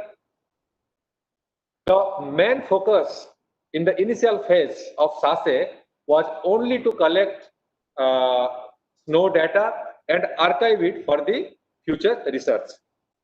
And since accurate prediction of western disturbances and associated precipitation plays an important role in prediction of avalanches in snowbound areas, predicting western disturbances and the associated precipitation became the core work of SASE in subsequent years. Now, a program on mountain meteorology was launched by the then scientific advisor of DRDO to Raksha Mantri and our former President of India, Dr. APJ Abdul Kalam. And SASE started mountain weather forecast independently by the end of 90s, you can say. And at present, SASE provides mesoscale mountain weather forecast 6 days above. It is using a mesoscale, a very popular mesoscale model, weather research and forecasting model. And we are using National Center for Medium Wave medium range weather forecasting, popularly known as NCMR-WF, at Noida, India. And their global data is being used as the initial condition and boundary condition into this mesoscale model to generate mountain weather forecast 6 days in advance at 3 by 3 kilometer spatial resolution. And we are also using 3-dimensional variational data assimilation into the WRF model by using our own SASE observatory as well as automatic weather station data. So all these forecasts is being generated and disseminated to our users through various channels. Now, coming to the avalanche forecast, the area of responsibility of SASE encompasses Indian part of Western, Central, and Eastern Himalaya.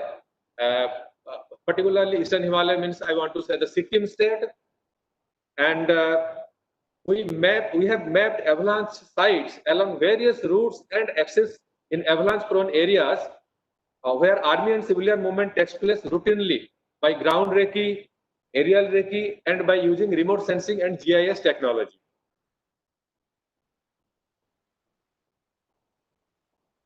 Since snow meteorological parameters from avalanche-prone areas are used in prediction models to assess the avalanche danger, SASE has established a vast network of observatories as well as automatic weather stations at various elevations in Indian Himalayas. The picture shows the surface observatories at Gulmarg, and these automatic weather stations have been installed in the high altitude areas in the Siachen glaciers.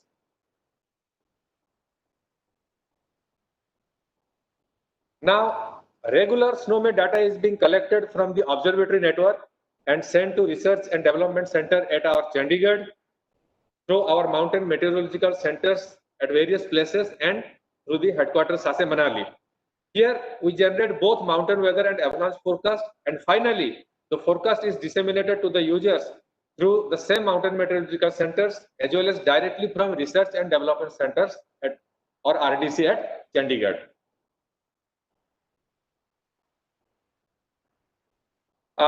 We generally use both active and passive methods for forecasting and managing the avalanche in snowbound avalanche-prone areas. In active methods generally involves the controlled release or artificial triggering. I would not like to cover much about this.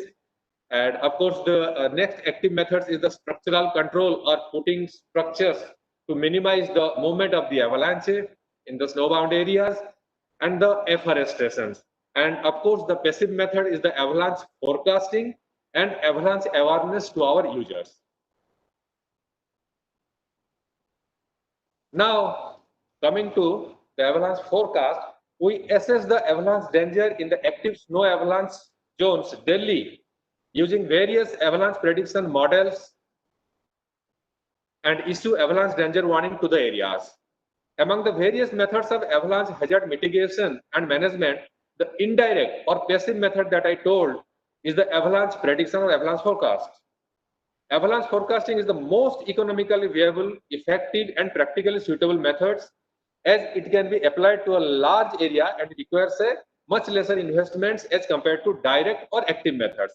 Avalanche forecasting may be predicted at various spatial scale levels as per the requirement of users. Mountain weather prediction and prediction of snow amount is an integral part of the avalanche forecasting. With the advancement in computing technology, database management tools, and decision-making algorithms, avalanche forecasting has benefited a lot of people.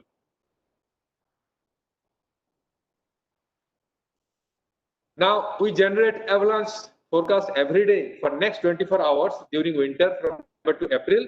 The forecast is being sent to various users through different channel. We have our army channel, and we also send our forecast to the civil through the National Disaster Management Authority (NDMA) and as well as SDMA of Himachal Pradesh, PTI, UNI, etc.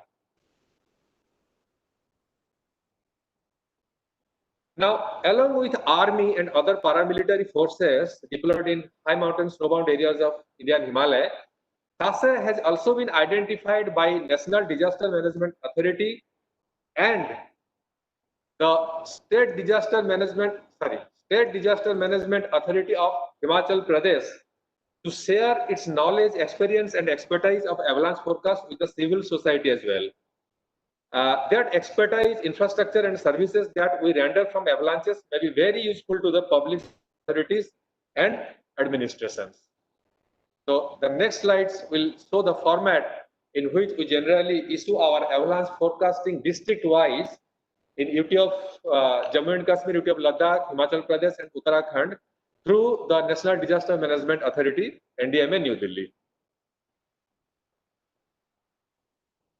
And we would able to locate where exactly the avalanche can occur spatially. Also, we can predict the avalanche based on the weather condition. During winter, we keep a watch on the possible occurrences of the avalanches and do alert to the army personnel as well as civil authorities so that the common man is not affected by the event, particularly those who are going to high altitude for adventure, sports, and other privileges.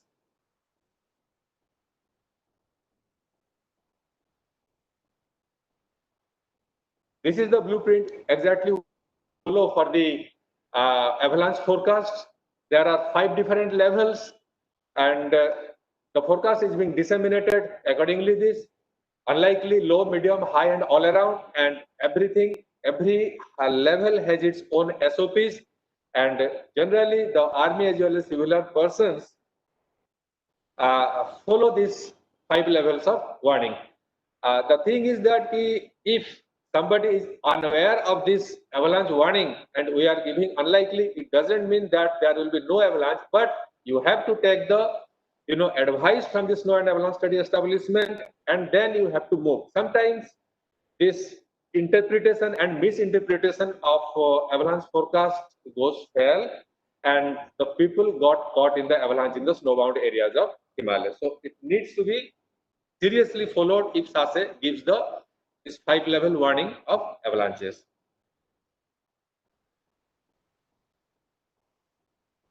Now, coming to the safety and rescue training, we have avalanche awareness materials and products in the forms of books, brochures, and before that, I want to say that generally people are unaware of the snowbound areas and got caught in the avalanches.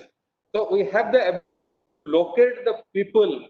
You can see here in this picture in the top that we have the ability to locate the people buried under the avalanches.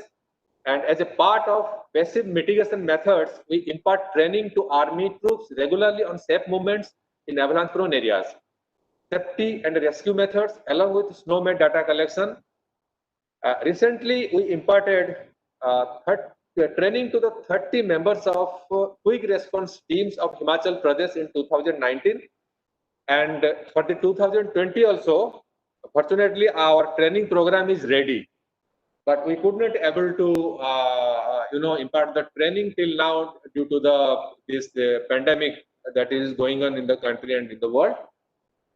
However, it is ready with us.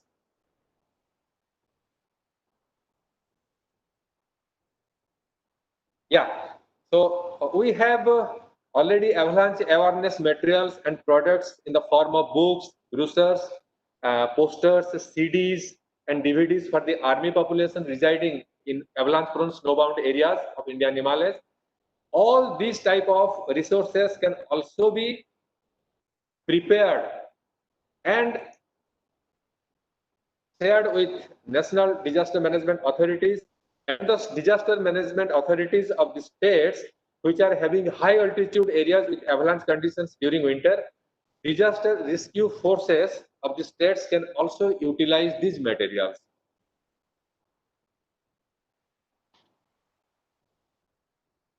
Yeah.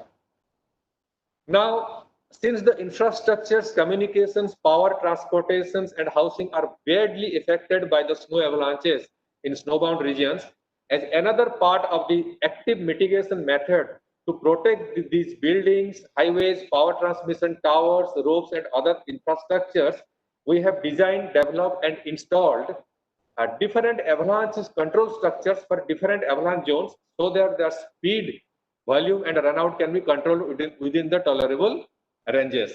This picture shows the mounts and diversion walls that has been installed by SASE at the holy Sri Badrinath Dham temple in Uttarakhand, India. Now, a numerous solutions and suggestions have also been provided to various national and state agencies on different structures for protecting and mitigation from avalanches. If any such requirement comes in future, it can be taken into account and solution can be provided by using both active and passive methods to the civil state authorities. We have also a very good research station in Himachal Pradesh for carrying out snow avalanche dynamic experiments as per the international standards.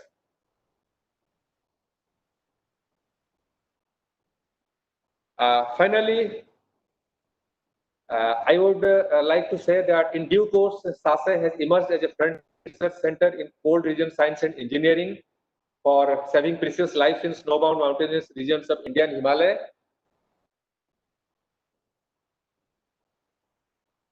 SASE is already actively engaged in basic and applied research in area of cold region science since then, and is striving hard to reduce the sufferings of Indian troops and civilians in terms of stability in harsh extreme conditions of Indian Himalayas. The activities of SASE have increased many-fold, and it has taken up state-of-the-art projects of national importance and have emerged as one of the premier establishment of DRDO and is recognized as a center of excellence for cold region science and technology. Thank you very much. If there will be any questions, I will happy to take it. Thank you, sir. Thank you, sir, for your wonderful presentation. We will take the after we are over with all our presentations. Thank you, sir. You have given a detailed presentation and you have focused on the avalanche forecasting management. We have learned how SASE has developed over the years and also the various forecasting such as NCMRWF, area of responsibility, SASE observatory and automatic weather stations. And you have also very nicely focused on the dissemination of avalanches information to civil through NDMA. Thank you, sir. Now for our next presentation, we have two experts, Dr. Perry Bartlett and Dr. Yves Buller from Swiss Academy for Development and Cooperation. Dr. Perry, after earning his PhD in 1989 and working 3 years in renowned international firm HILTI, he has worked as the WSL Institute for Snow and Avalanche Research in Davos since 1994, developing the RAMMS software for snow avalanches, rock, and debris flow, advancing theories governing granular flow, solid fluid interaction, and soil impact. The well-known RAMMS software is now used throughout the world for hazard mitigation. Along this journey, he has written over 100 research papers and accompanied by 15 PhD students. He is presently working on his 3-part book, Avalanches Dynamic for Engineers. Join him, we have Dr. Yves Buller. He has been a member of the RAMMS core team for the numerical simulation of snow avalanches, debris flow, and rock flow since 2009 after completion of his PhD degree from University of Zurich, Switzerland. He is currently a remote sensing specialist, senior researcher, and project leader with the WSL Institute for Snow and Avalanche Research, SLF, Switzerland, leading national and international projects. Research interest is remote sensing of natural hazard in high alpine terrain. He is also a recipient for several research fellowships. With these words, I will kindly like to pass on the stage to Dr. Buller and Dr. Perry. Over to you, sir. Well, can you see me? Good morning. Can you hear me and can you see me? Yes, sir, we can hear you, sir. Well, the first thing I would like to do is express my gratitude to the Swiss Development Corporation for inviting us to talk The reason why we immediately accepted this great privilege was because I wanted to meet the new director of SASE, Dr. Kumar. I've met in the past every director of SASE, and Eve and I have both been to India many times, and we have truly enjoyed working with the scientists of SASE. So the second thing I would like to say is I would like to greet all of the SASE scientists that we know in the field of engineering and avalanche dynamics, and there are so many. And we've had such a good collaboration over the many, many years that it's truly an honor to be talking with you today. And that's the primary reason why Eve and I are here. We have a great respect for SASE. We have a great love for, not for Chandigarh, but for Manali. And we are truly hoping to return again and to meet many of the scientists and to engage ourselves, or to re-engage this cooperation between the SLF, the Swiss Snow and Avalanche Research Center, and SASE. What I realize is that over the past few years, this collaboration has sort of fallen apart. It's not as intensive as it was perhaps in the years 2010. I regard that as a shame, and we have to make every effort to re-establish that and to re-energize this collaboration. The SASE and the SLF are sister organizations. They have many commonalities, and one of the great commonalities is the reason why we began. And we began because Switzerland had problems on its borders during the Second World War. One of the first products that came out of the Swiss Snow and Avalanche research was the Avalanche Bulletin. And that came out, the exact date is the 21st of January of 1945. Now, immediately after the war, the Swiss researchers began doing research on snow and avalanches. And here, I think it is extremely important to realize that there was a fundamental research, there was basic physics and basic mechanics, but there was also a great desire to do something practical, to develop tools and methods for real avalanche mitigation. And I think that the success of Switzerland has been in developing these tools and translating these tools into practice and making these tools available to as many people as possible. So that is our recipe for success, and I think it is the recipe for success for SASE. So we're still on this way. Now, one of the interesting things that I very much enjoyed the informative talk of Dr. Kumar, and I think he summed up the entirety of the snow and avalanche research very well.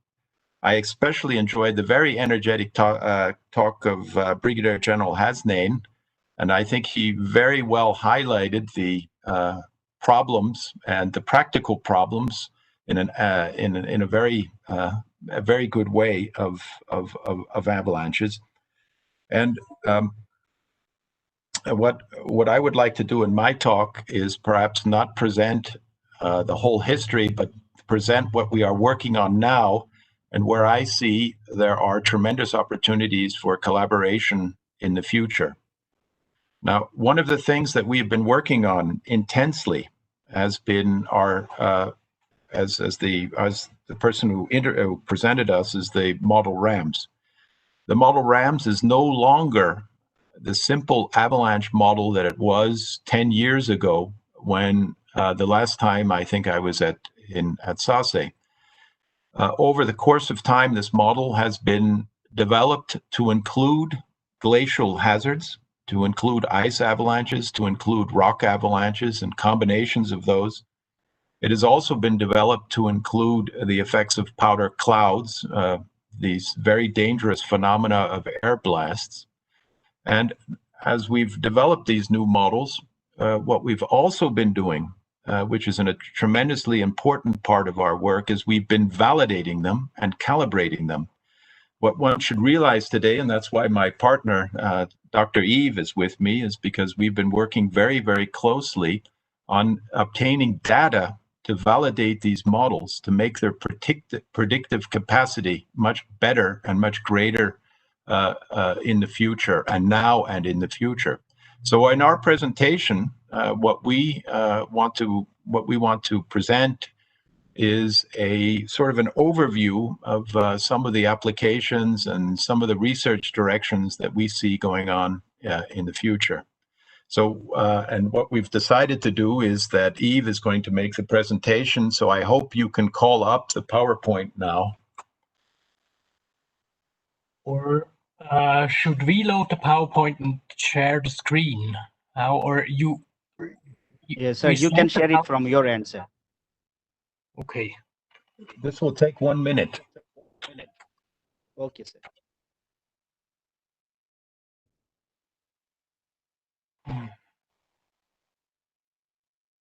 Do you need any assistance, sir, for that?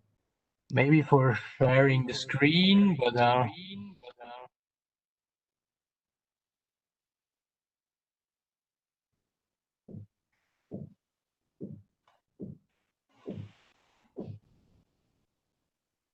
okay, we have the presentation here.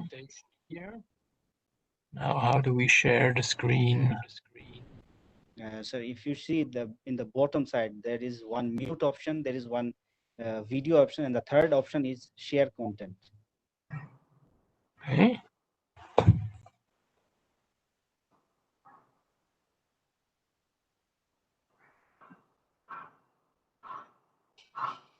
Okay.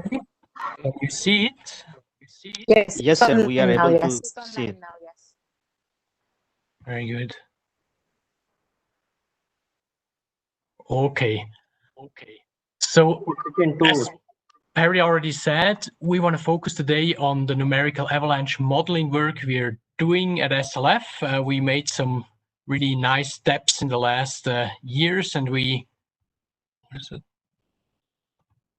want to present you just recent research outcomes and how we work with the numerical simulations.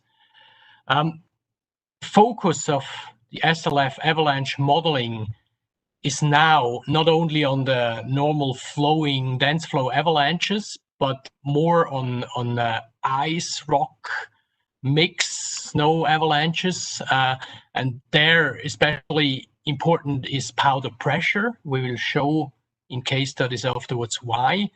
The entrainment of snow and debris and rocks is very important, and also the temperature and the generation of meltwater is very, very important for the run-out distance, to predict the run-out distance of these large avalanches. And in the recent years, we got remote sensing tools, technology that is very important to generate, first of all, very good digital elevation models, but also to measure snow depth and to get accurate data for validating the model. That is very important. If we model something, we want to know how accurate is our modeling. And this is only possible if we have very well captured real events. And as you will see, many of our validation case studies, they come from the Himalayas, just because you might have the most extreme events all over the world, because you have this amazing topography.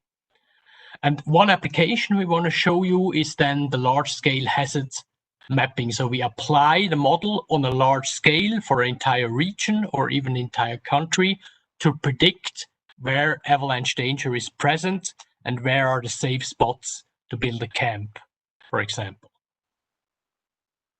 The first example we want to show is from 2015. You might remember this large ice avalanche that was triggered by the earthquake, the huge earthquake in Nepal, and it killed a lot of mountaineers in the base camp. But interestingly, these people were not killed by the dense flowing snow. They were killed by the powder cloud and the powder pressure.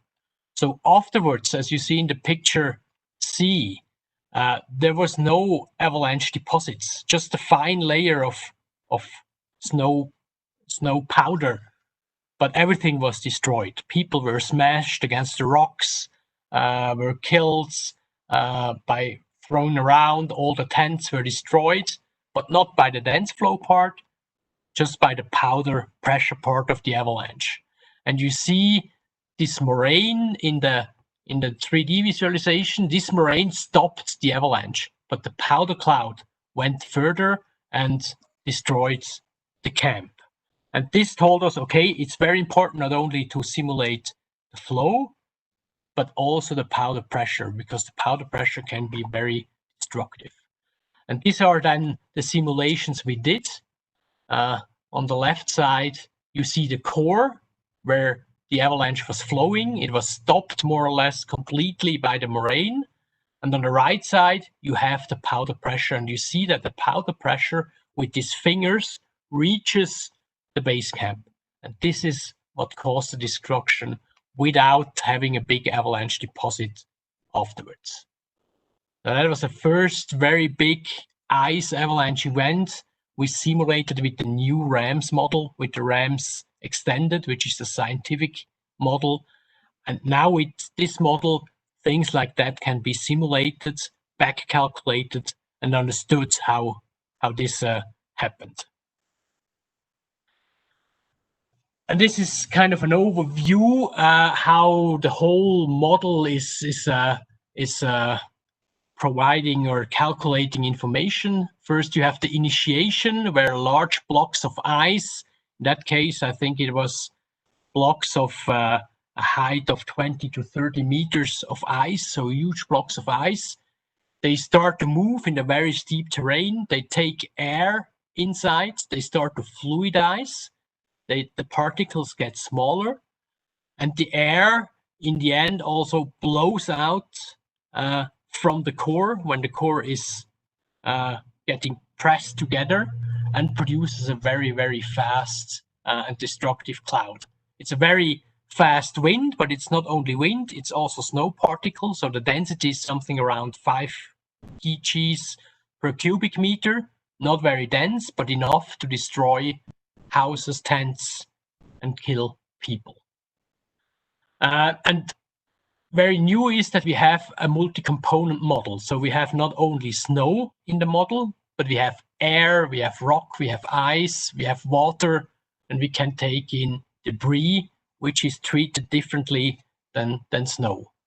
And we have still the flow model of the core, that is still there. It's from the traditional RAMS, but extended with the powder pressure model, the powder air blast, and the entrainment of snow cover, water, and debris.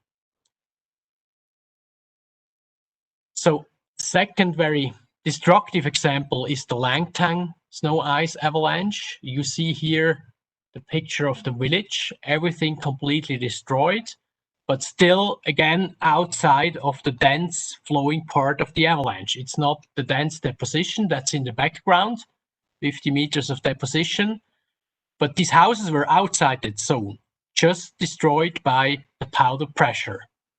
And I hope now this is working.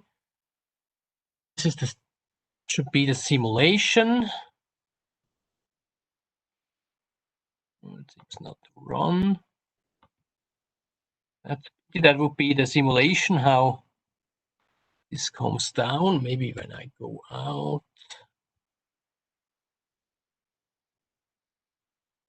Working like that.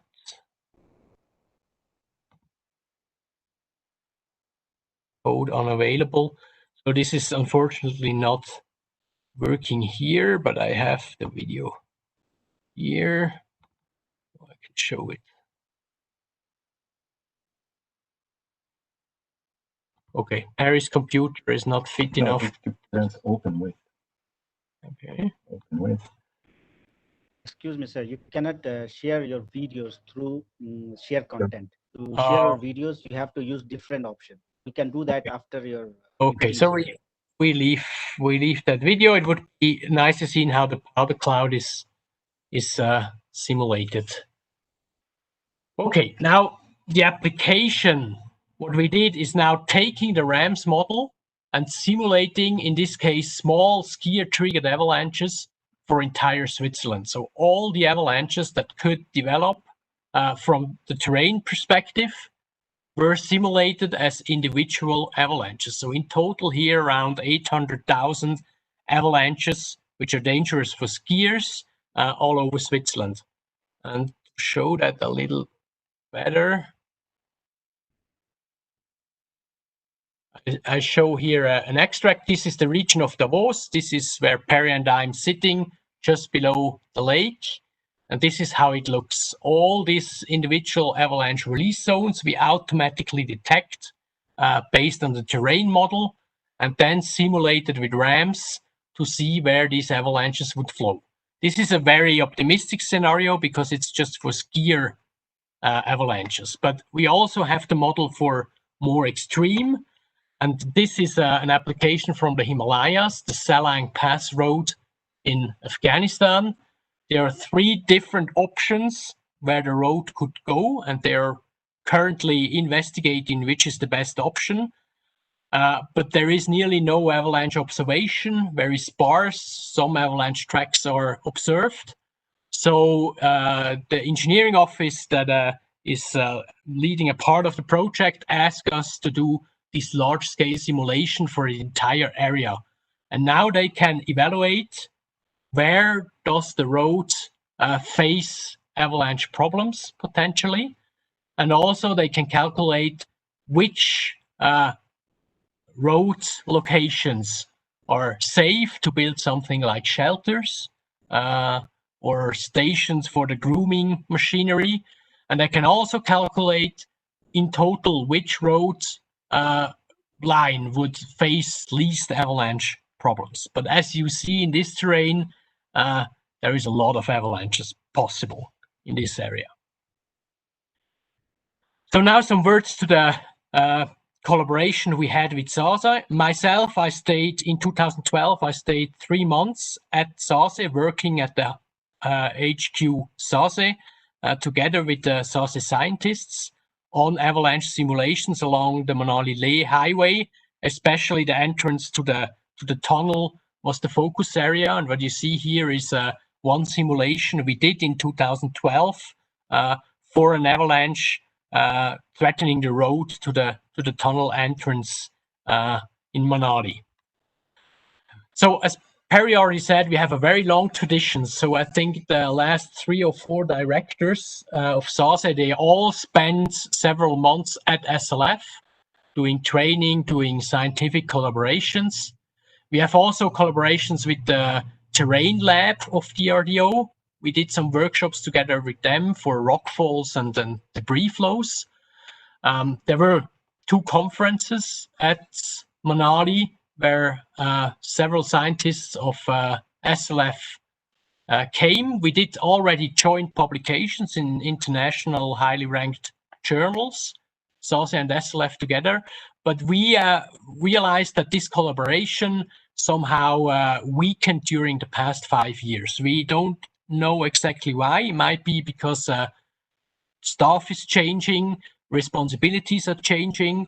But from our perspective, it's a bit of pity that this long tradition of collaboration has weakened, and we are very keen to refresh that and to renew this collaboration. But it's always very important that it's always over people. If people change, if people go, it's getting very difficult for collaboration. If you have people who stay at the position for a long time, then they can start to build very long-term collaboration, which is, in our opinion, very fruitful. Okay, the conclusions. We have very strong developments in modeling tools for snow avalanches, but also rockfalls and debris flows at SLF, and we're very keen to share these models, to test these models in the Himalayas, to back calculate case studies, and to get on with this modeling. We have high resolution input data from remote sensing. We use a lot of drones at the moment to do digital elevation models and avalanche mapping. We use a lot of satellites, and I know that SASE has means like that too to generate very good digital elevation models. Already in 2012, I had a 1 meter digital elevation model available to do the simulations with RAMs. We are very keen to apply our models in mountain regions, and we do that around the world in different collaborations. We have collaborations with Afghanistan, but also New Zealand, Alaska, Central Asia, Uzbekistan, and Kyrgyzstan. So we're really keen to test our model and to apply our model all over the world in mountain regions. So the big questions we have is, and this would be maybe a nice discussion, what is necessary to reanimate this very fruitful collaboration between SASE and SLF in the future? Thank you very much for your attention. Thank you, sir. Actually, I would just like to add to whatever Dr. Perry and Buller has said. In fact, I'm grateful that you remembered us, and you have made it a point to. Dr. Buller, I'm Naresh Kumar. I just wanted to reply to your questions. This collaboration between SASE and can you hear me? Yes, we can hear you. Yeah. Yeah. So the collaboration I've been last 2.5 years we've been trying to restart that whole process, and it's quite advanced stage. So this will happen very soon. Definitely there is a need to have a regular and continuous collaboration with you. There is no problem. And shortly, I think we should again start that. And SASE and DTRL, as you have been interacting with both the labs, both are getting merged now. So it will become one entity maybe a short while from now. So we will be able to have a regular interaction and use your RAMS model, etc. for our flow simulations. So in fact, I was very keen to visit SLF and have interaction with you. Somehow it has not happened. Let's see. Thank you very much. I have Dr. Snevani also sitting here. And your old friends, Dr. Buller, Dr. Sudhanshu, so you all know them. In fact, this is SLF and SASE has been one single family and one single unit. So we will continue the collaboration. I will assure you. Thank you. Thank you. Back to Thank you, sir. Thank you, sir. Thank you, sir, for your presentation on numerical avalanche modeling. And you have rightly highlighted about the Mount Everest slide 2015, Langtang slide, ice avalanches, and the large scale in Manali. And now moving ahead with our next presentation and the final presentation. Now I would like to call upon Professor Surya Prakash, Head GMR Division, and he's the in charge of 3 specialized centers in NIDM. He was associated with various prestigious institutions such as CBRI, IIT Roorkee, JNU, Wadia Institute of Himalayan Geology, FRI, DIT, etc. He has also published several national and international research publications, book, article, etc. in the highest impact factor journals in Springer, Taylor Francis, etc. Over to you, sir. Thank you, Raju. Am I audible? Yes, sir, you are audible. Okay, because we have already excelled over time.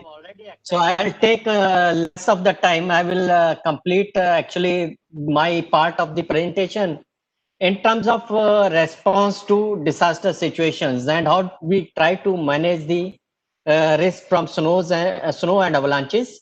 My association with the avalanches actually started with the because of actual collaboration between SLF and SASE when they had an international conference at Manali.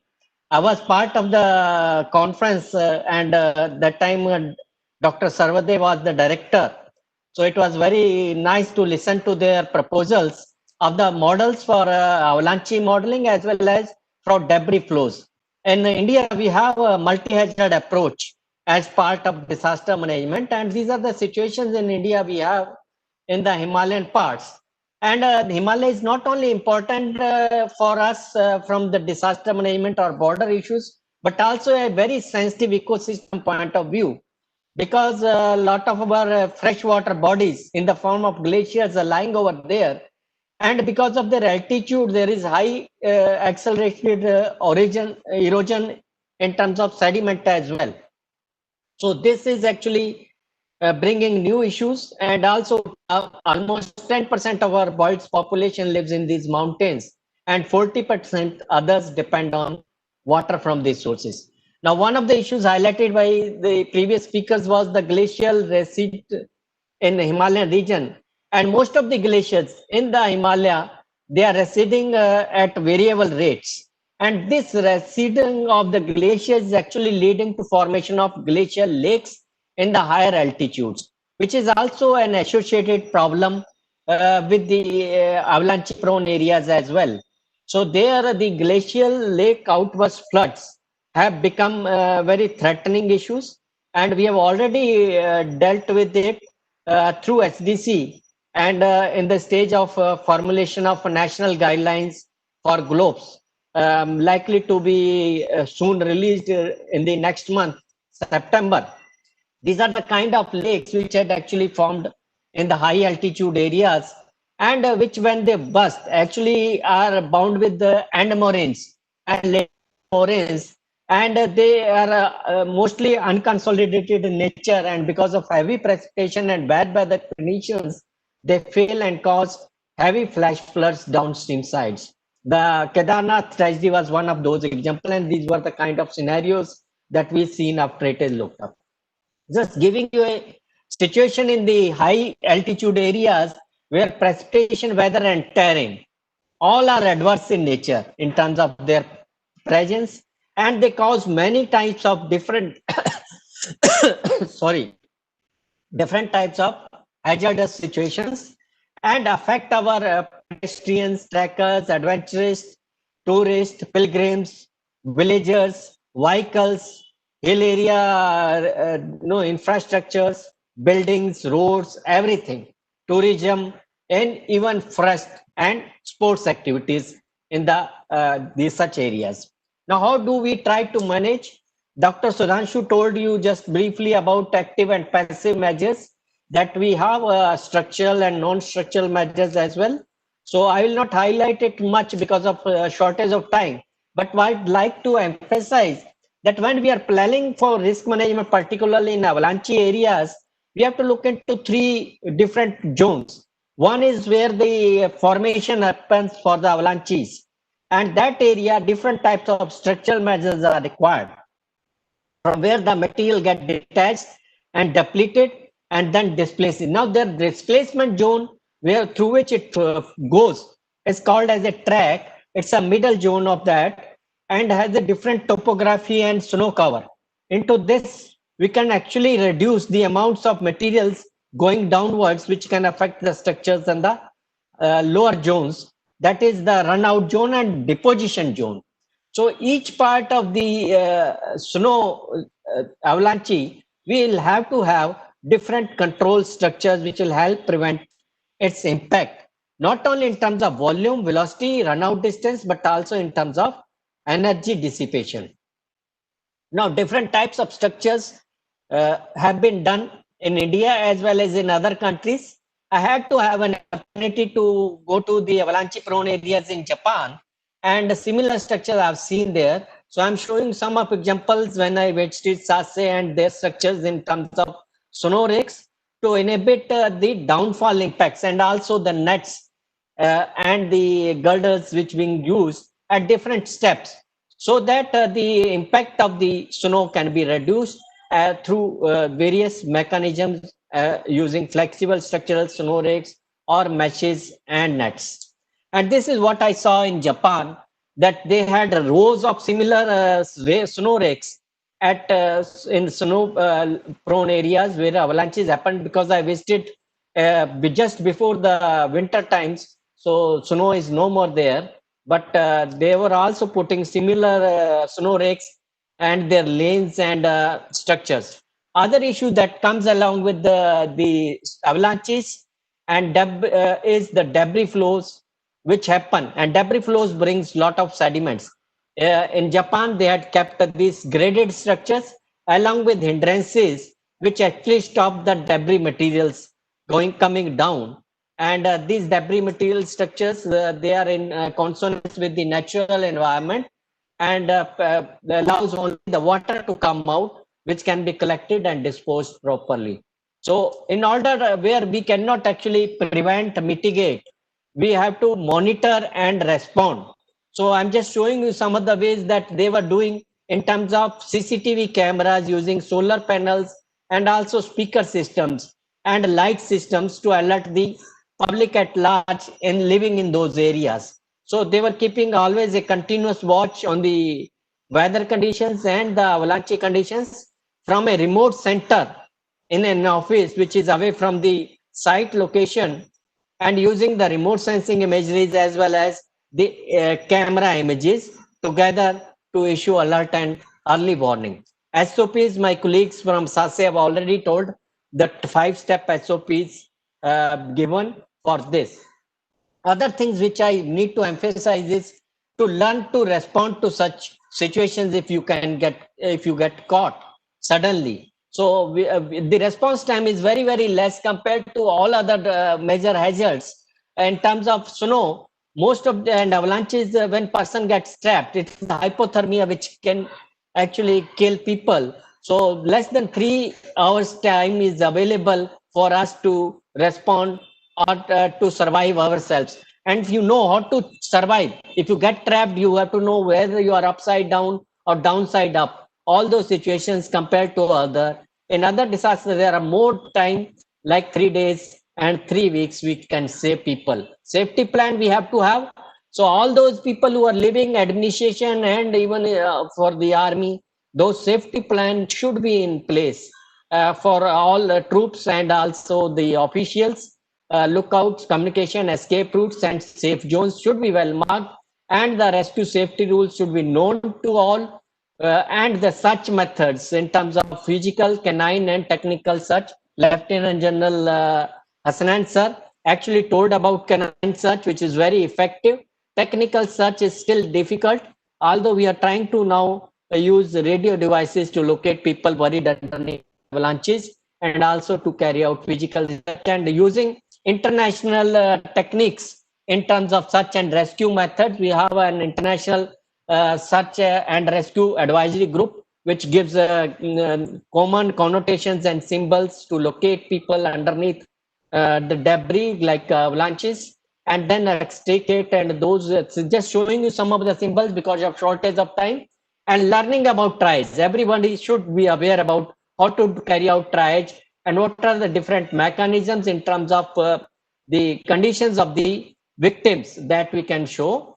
So shortage of time, I'm just running faster because we have to take up some questions also. So you have to look into these situations, that whether person is less injured, more injured, or dead, so that you can provide adequate help to the right person at the right time without losing much of the time. So this is then ABC. When victim is extricated, rescued, then looking into his conditions in terms of airways, breathing, and circulation. So all this simply must be given trainings at the local levels to the communities so that they can act as effective first responders. Local communities in the civil sector actually are the first victims and also the first responders. So I'm just showing you some of the things that can be taught in terms of training and practical exercises to the people living in those areas, and also the people who are visiting those areas can be instructed and given these guidelines. So say shortage of time, I'm escaping this. CPR is one of the techniques that should be given and known. So in case person is not well in the disaster situations, you cannot do it alone.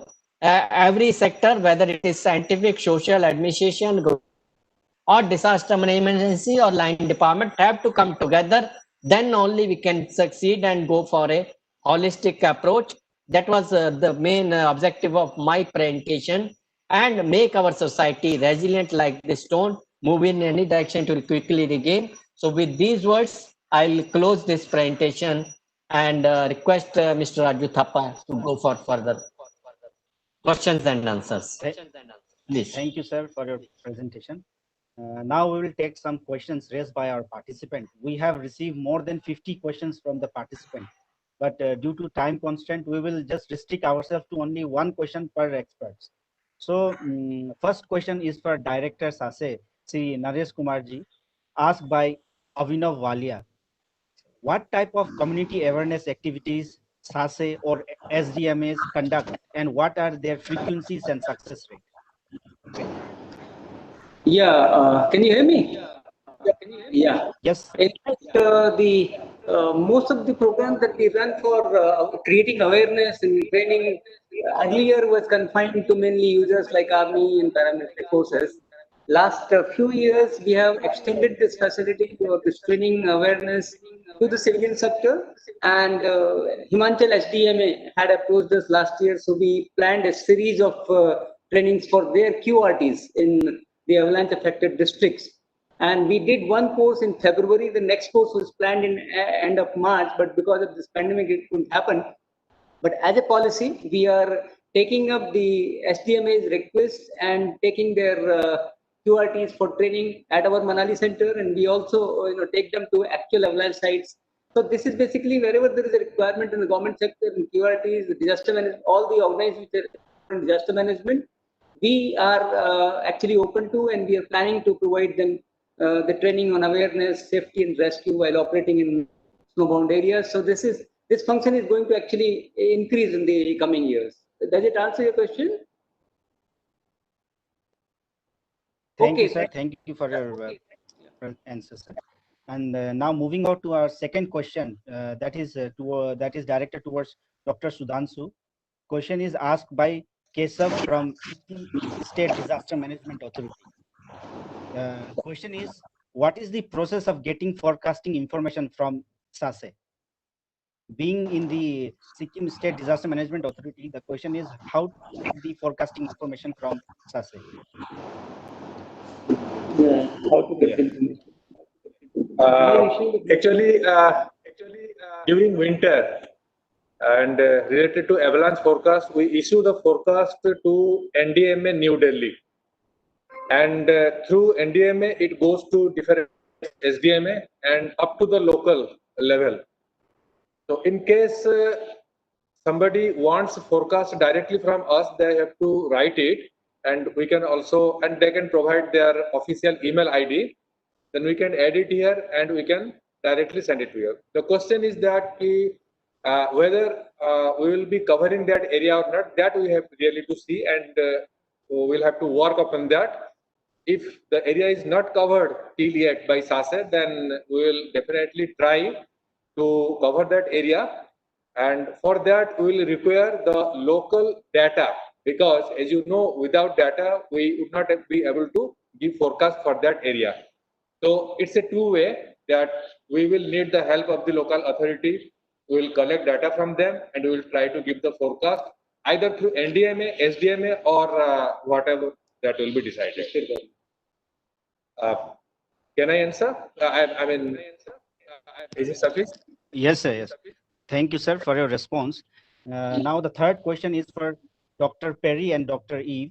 Question is, how DEM data along with other remote sensing data of a particular area helps to acquire accuracy prediction and upcoming avalanches? Upcoming avalanches for you. Yeah. So what we do often now is mapping snow depth and snow depth distributions before and after a storm with drones. And with drones, we get accuracies of better than 10 centimeters and spatial resolutions of 5 to 10 centimeters. So very, very accurate snow depth distribution maps. But with drones, we can only do it for limited areas. We can cover something like 4 square kilometers, but we already now are able to cover entire avalanche tracks and avalanche tracks with elevation differences of more than 1,000 meters. And this helps a lot to understand how the snow is deposited by wind and how an avalanche release zone can develop. But we don't yet have a good model for that. That's what we want to go for. We want to go for a good snow distribution model we can include into the RAM simulation model to inform on where does the avalanche release, with how much snow, how much volume, and where does the avalanche entrain snow, and how much snow does it entrain. But remote sensing is really the key, because it's the only way you can map it accurately enough. Otherwise, you can only use measurements by hand, and this is always a point measurements. What we need is spatial continuous measurements, and remote sensing is the only tool that can provide that information. Yes, and I'd like to add that the models are no longer, they require the temperature of the snow. So the temperature at a specific elevation and how this temperature of the snow cover is at lower elevations makes an important difference in how far the avalanche runs out. So this accurate information of temperature is also very, very important to make accurate predictions of where the avalanche is going to go. And, for example, if it is going to indeed develop a powder cloud and a powder air blast, or if it will maybe transform into a wet snow avalanche. I'm very, very well aware that in India, you have all types of avalanches. You have particular difficulties with wet snow avalanches. And to be able to predict the movement of wet snow avalanches, then you need to know the amount of water in the snow cover, and you need to know where this water is distributed. So these are all things that we are now working on as we continuously improve our models.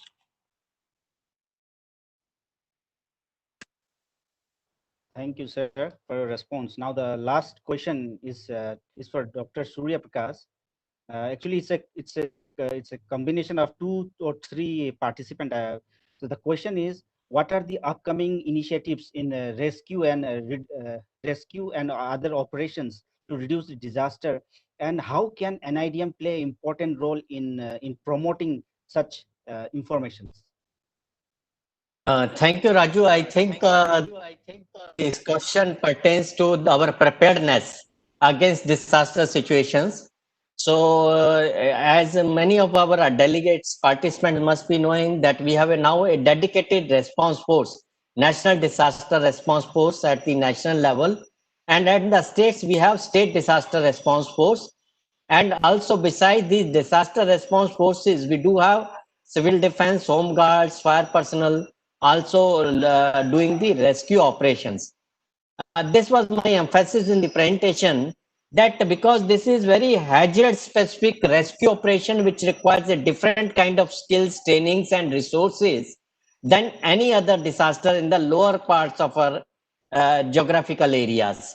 So we need more such trainings, and maybe the expert organizations like SASE, they have actually some guidelines and some awareness materials developed on search and rescue also, which can be shared with the common people also. Now currently the DRDO and SASE, they are planning to share their knowledge, experience and expertise with the civil organizations and sector as well.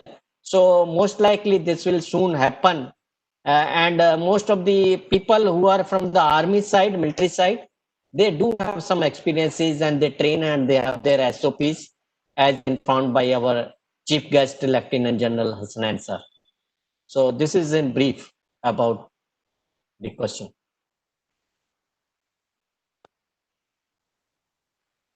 Thank you, sir. Thank you, sir, for your response. With that, we have come to the end of our technical session of today's international webinar. Moving on with our validation session, I would like to once again call upon our ED NIDM Major General Manoj Kumar Bindal, VSM, for his concluding remarks. Sir, please.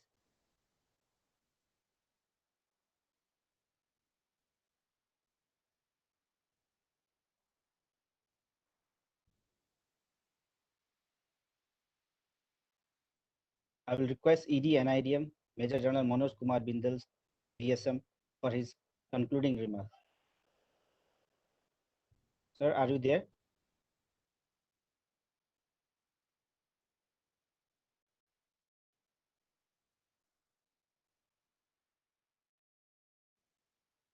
Raju, I'm sorry, our executive director is busy in some work, so he may not be joined with us for the concluding. So anyway, we can continue with our vote of thanks, because already time is over. So for that, sir, I would like now to request Yeah, Dr. Miss Shri Corinne Nareshji maybe. is with us, so he can say a few words. Ms. Corinne, are you there, ma'am? Miss Corinne or Shri Nareshji may say.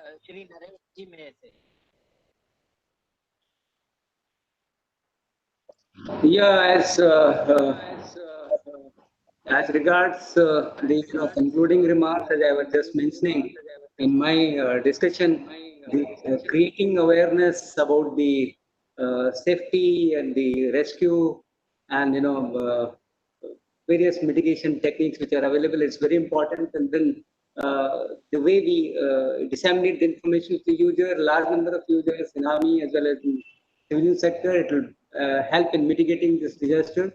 Today, technology-wise, we are quite confident that we have adequate knowledge, adequate competence in dealing with this problem and bringing, because it's a natural hazard, so you can never guarantee 100% safety. But the casualties and loss to life and property can definitely be brought down by adopting, creating awareness and adopting the right strategies and tools and techniques for mitigating this hazard can be brought down to nearly zero. So I hope people through this kind of initiatives from NDMA, NIDM, we create more and more awareness. And on SASE's part, as I already said, we are undertaking to take more courses for SDMAs and QRTs from various states who are directly dealing with.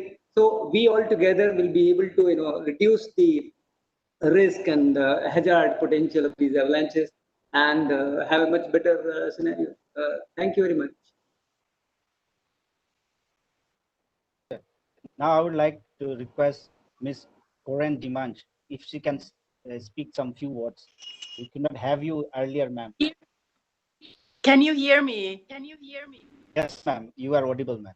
Yes, I'm so sorry. I was listening to this very, very interesting presentations, and I can just say, as a Swiss citizen and as an official of the government, Switzerland, I'm so proud of this seminar. I'm so proud of the collaboration we had, and I'm thankful to the Swiss experts, but also the Indian experts.